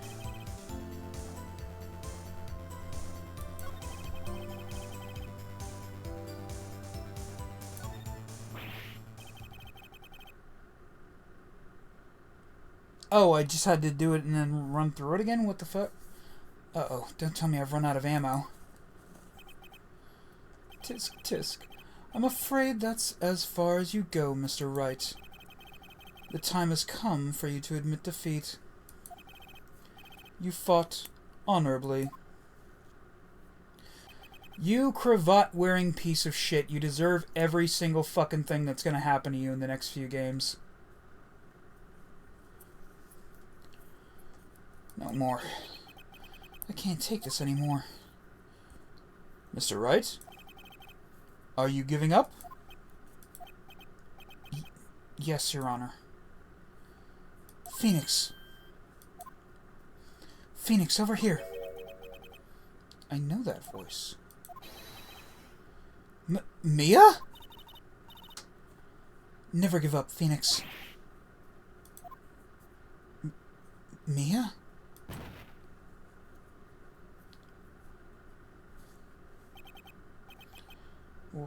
Where am I? Welcome, folks, welcome. The waiting lobby? What happened? Oh, right. I lost the trial. I was hallucinating. That is a hell of a deep neckline for a lawyer. I can't help but feel that someone would raise a fucking question.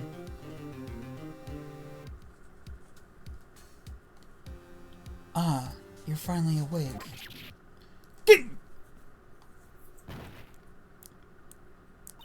Could someone at least give Phoenix a fucking helmet if he's gonna pass out every time? Hey, Phoenix. Get. That's no way to greet an old friend. Phoenix, I want you to look at me.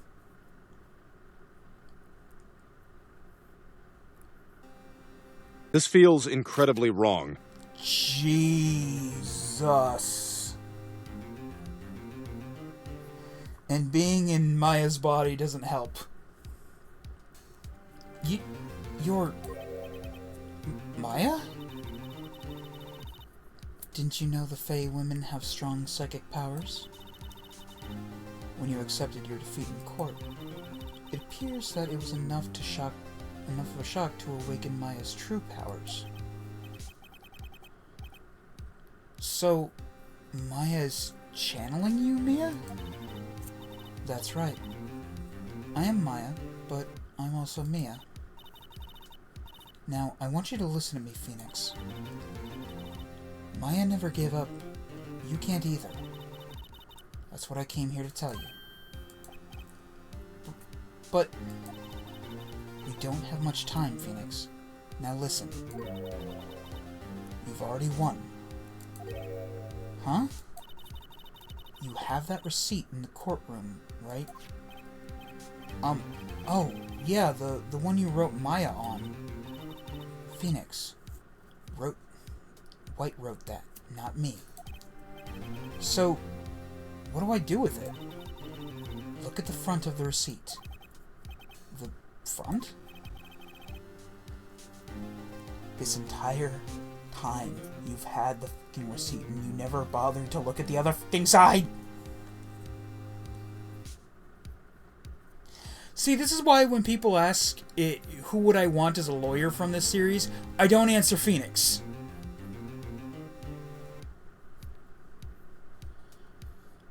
It's a regular receipt. Looks like it's from a famous department store. $1,000. Wow, big spender. Item, glass light stand. Date of purchase, September 4th. September 4th? That's right, Phoenix. I bought that stand the day before I was killed. Whoa. Now, what did Mr. White say in his testimony? It was the beginning of September, the week before the murder. He said he saw the stand a week before the murder. There you go. I think the court is about to reconvene. Go do it, Phoenix. You know you're innocent. Now you just have to prove it. Right.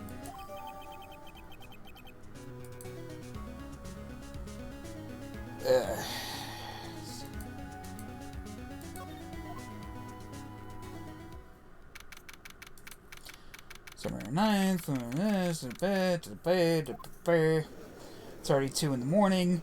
Hurry the fuck up, game. The court will now reconvene for the trial of Mr. Phoenix Wright. Here's the defendant. Rather, are you alright, Mr. Wright? Yeah, sorry, Your Honor. I'm fine now. Then, let's start where we left off.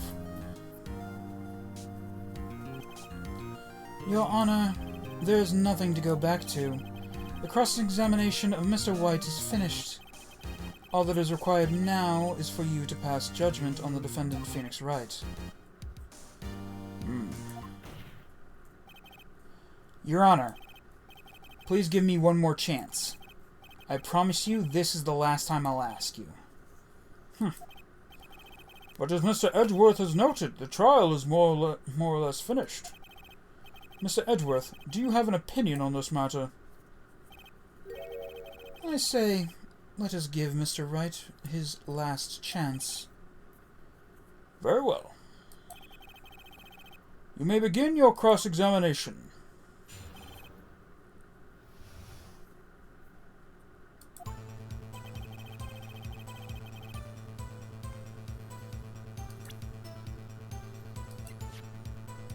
Boop.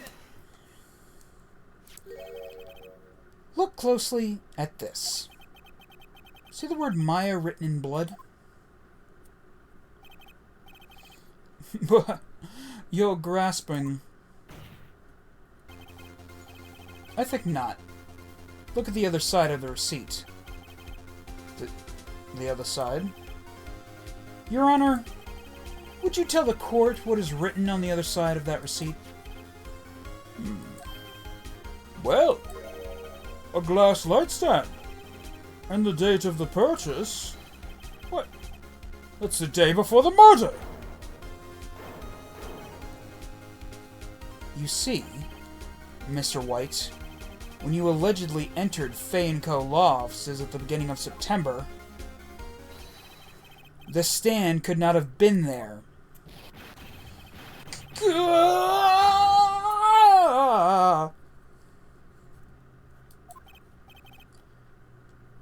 Well, Mr. White? Can't get out of this one, can you? No. It's impossible. Oh, you fucking asshole. Fake ass words. I have a hard enough time with real words, you dick. Uh-oh. He's losing it. Well, Your Honor, I understand there must be quite a bit of pressure on you. But I think you'll agree you can't judge me guilty under these circumstances. Very well. Then, that is all for the trial of... You deserve everything. Everything that's gonna fucking happen to you. You fucking cockhole. Not so fast, Phoenix Wright. Eh? What? No way he can worm his way out of this one. Oh wait, I forgot. It's Edgeworth. There's a certain thread of logic to the defendant's claim. However, there is no concrete proof that Phoenix Wright is innocent. How about the fact that the only motherfucker who says I did it has more holes in his fucking testimony than the fucking streets in New Jersey? That's a reference for me and everyone else who had to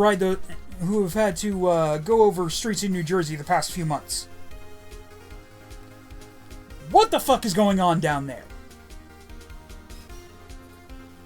Someone's got to fix them potholes. Are you mad? Yes, I'm mad.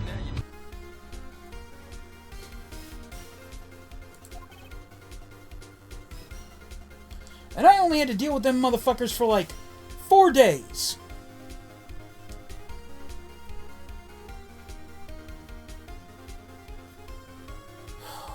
Anyway, ergo, I would like to request one more day before Phoenix Wright is granted his freedom.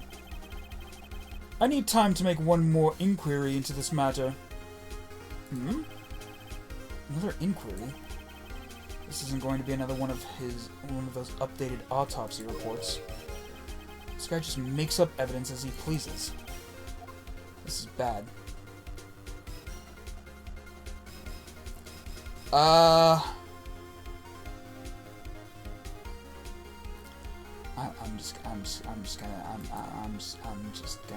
Just real quick, just a little, just like little quick little,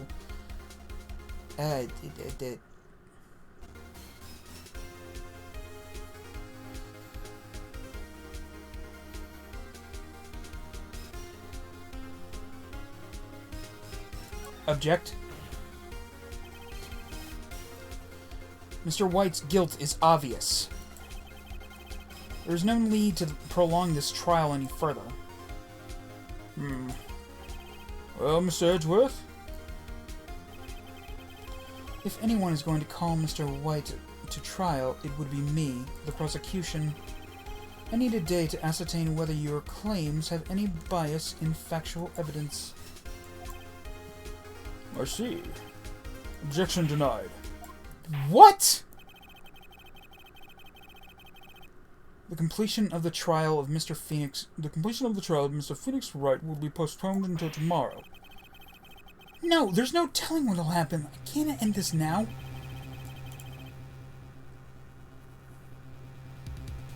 Edgeworth is sure to come up with or just make up something. And after Mia showed up and helped me and all. Mr. Your Honor, may I go home? Of course, thank you for your time. The witness will stay.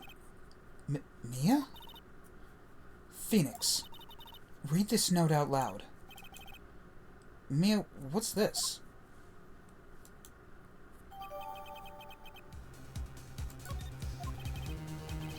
Your Honor, if I may?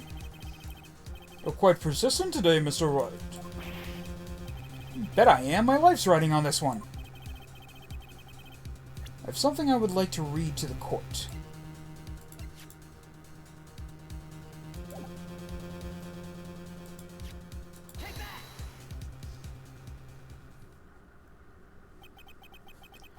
The memo Mia had given me was a list of names. Many of them sounded strangely familiar. People in finance, famous celebrities. That's when it happened. Stop! Desist! Halt! Please, stop! Make him stop! How did you get that list? Mr. White, admit your guilt. Right here, right now. Or else this list will be released to the press.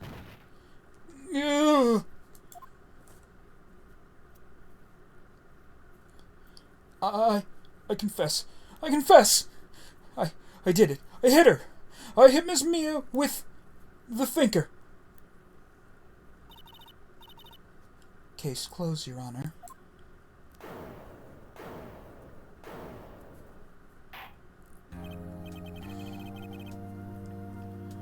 Well, I see no reason to continue this trial.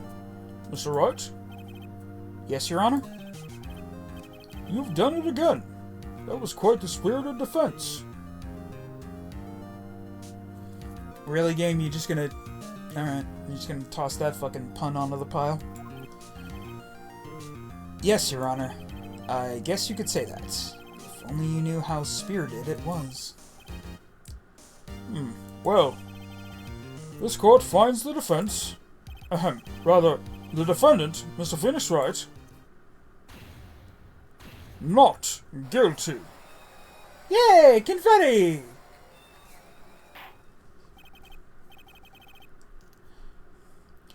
That is all. The court is adjourned.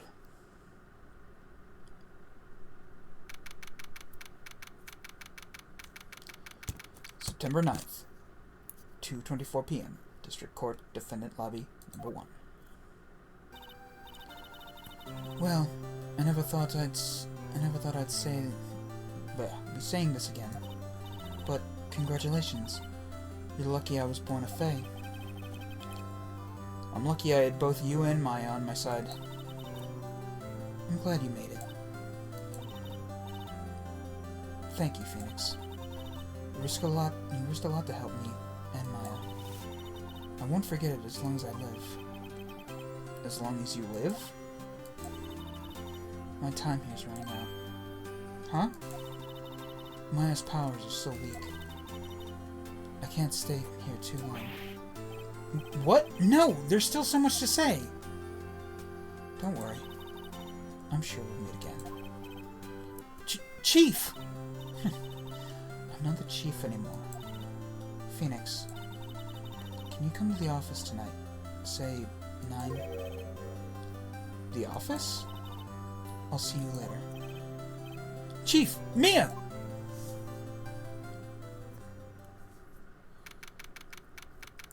September 9th, 9:02 p.m. Fae & Co. Law Offices. Being here, it's hard not to think about that night. You came! Mia? I was kind of worried you might not. Of course I came. Well then, I'm pretty hungry. How about a burger? Mia? You should see your face. Mia? What are you talking about? It's me, Maya. Maya? What? Did I look like my sister? Look like? You were her. I might be able to use that. Oh, Phoenix, go to the store and buy me lunch, would you? Maya, why are you here? Because of this! See, Mia wrote me a letter. Take care of Phoenix for me. Take care of... Huh? She means the office. This office. Someone has to help with the new Wright & Co. law offices, right? And who better but me? Maya Faye, reporting for duty. Wait, no, on second thought, let's make this casual. Yo, Nick, Maya here, ready to get down to business. Phrasing? You don't mind me calling you Nick, do you? It's a great name. Mia said that's what your friend Larry calls you. Nick? you know what this means? We're partners. You know, when I think about it, it is Maya's fault I'm here now. But if it wasn't for her, I'd probably be in jail. Wright & Co. Law Offices. It's got a good ring to it. Yeah. Thanks, Maya. Ghost Mia!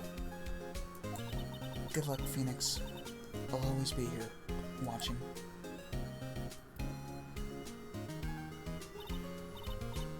Right. Okay, Nick, let's do it. Huh? Do what? Burgers, dummy! Burgers! There's a great burger joint just down the street. Come on, time's a-wasting.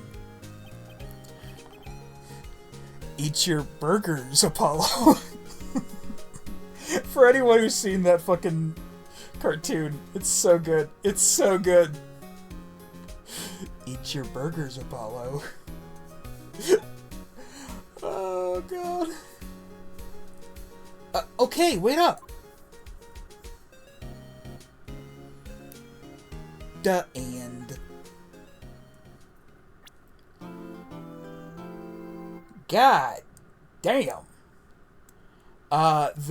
That wasn't even the whole of that episode, and it took almost the whole 4 hours. Oh, my back. I'm gonna stretch real quick. It feels like a fucking line of firecrackers up my spine. Okay. So that's actually gonna be it for today's stream. Hey there, folks. Thank you so much for watching today's video. I really hope you enjoyed, and I hope to see you next time. If you're watching this on YouTube, please consider liking, commenting, subscribing, sharing, and dinging the bell.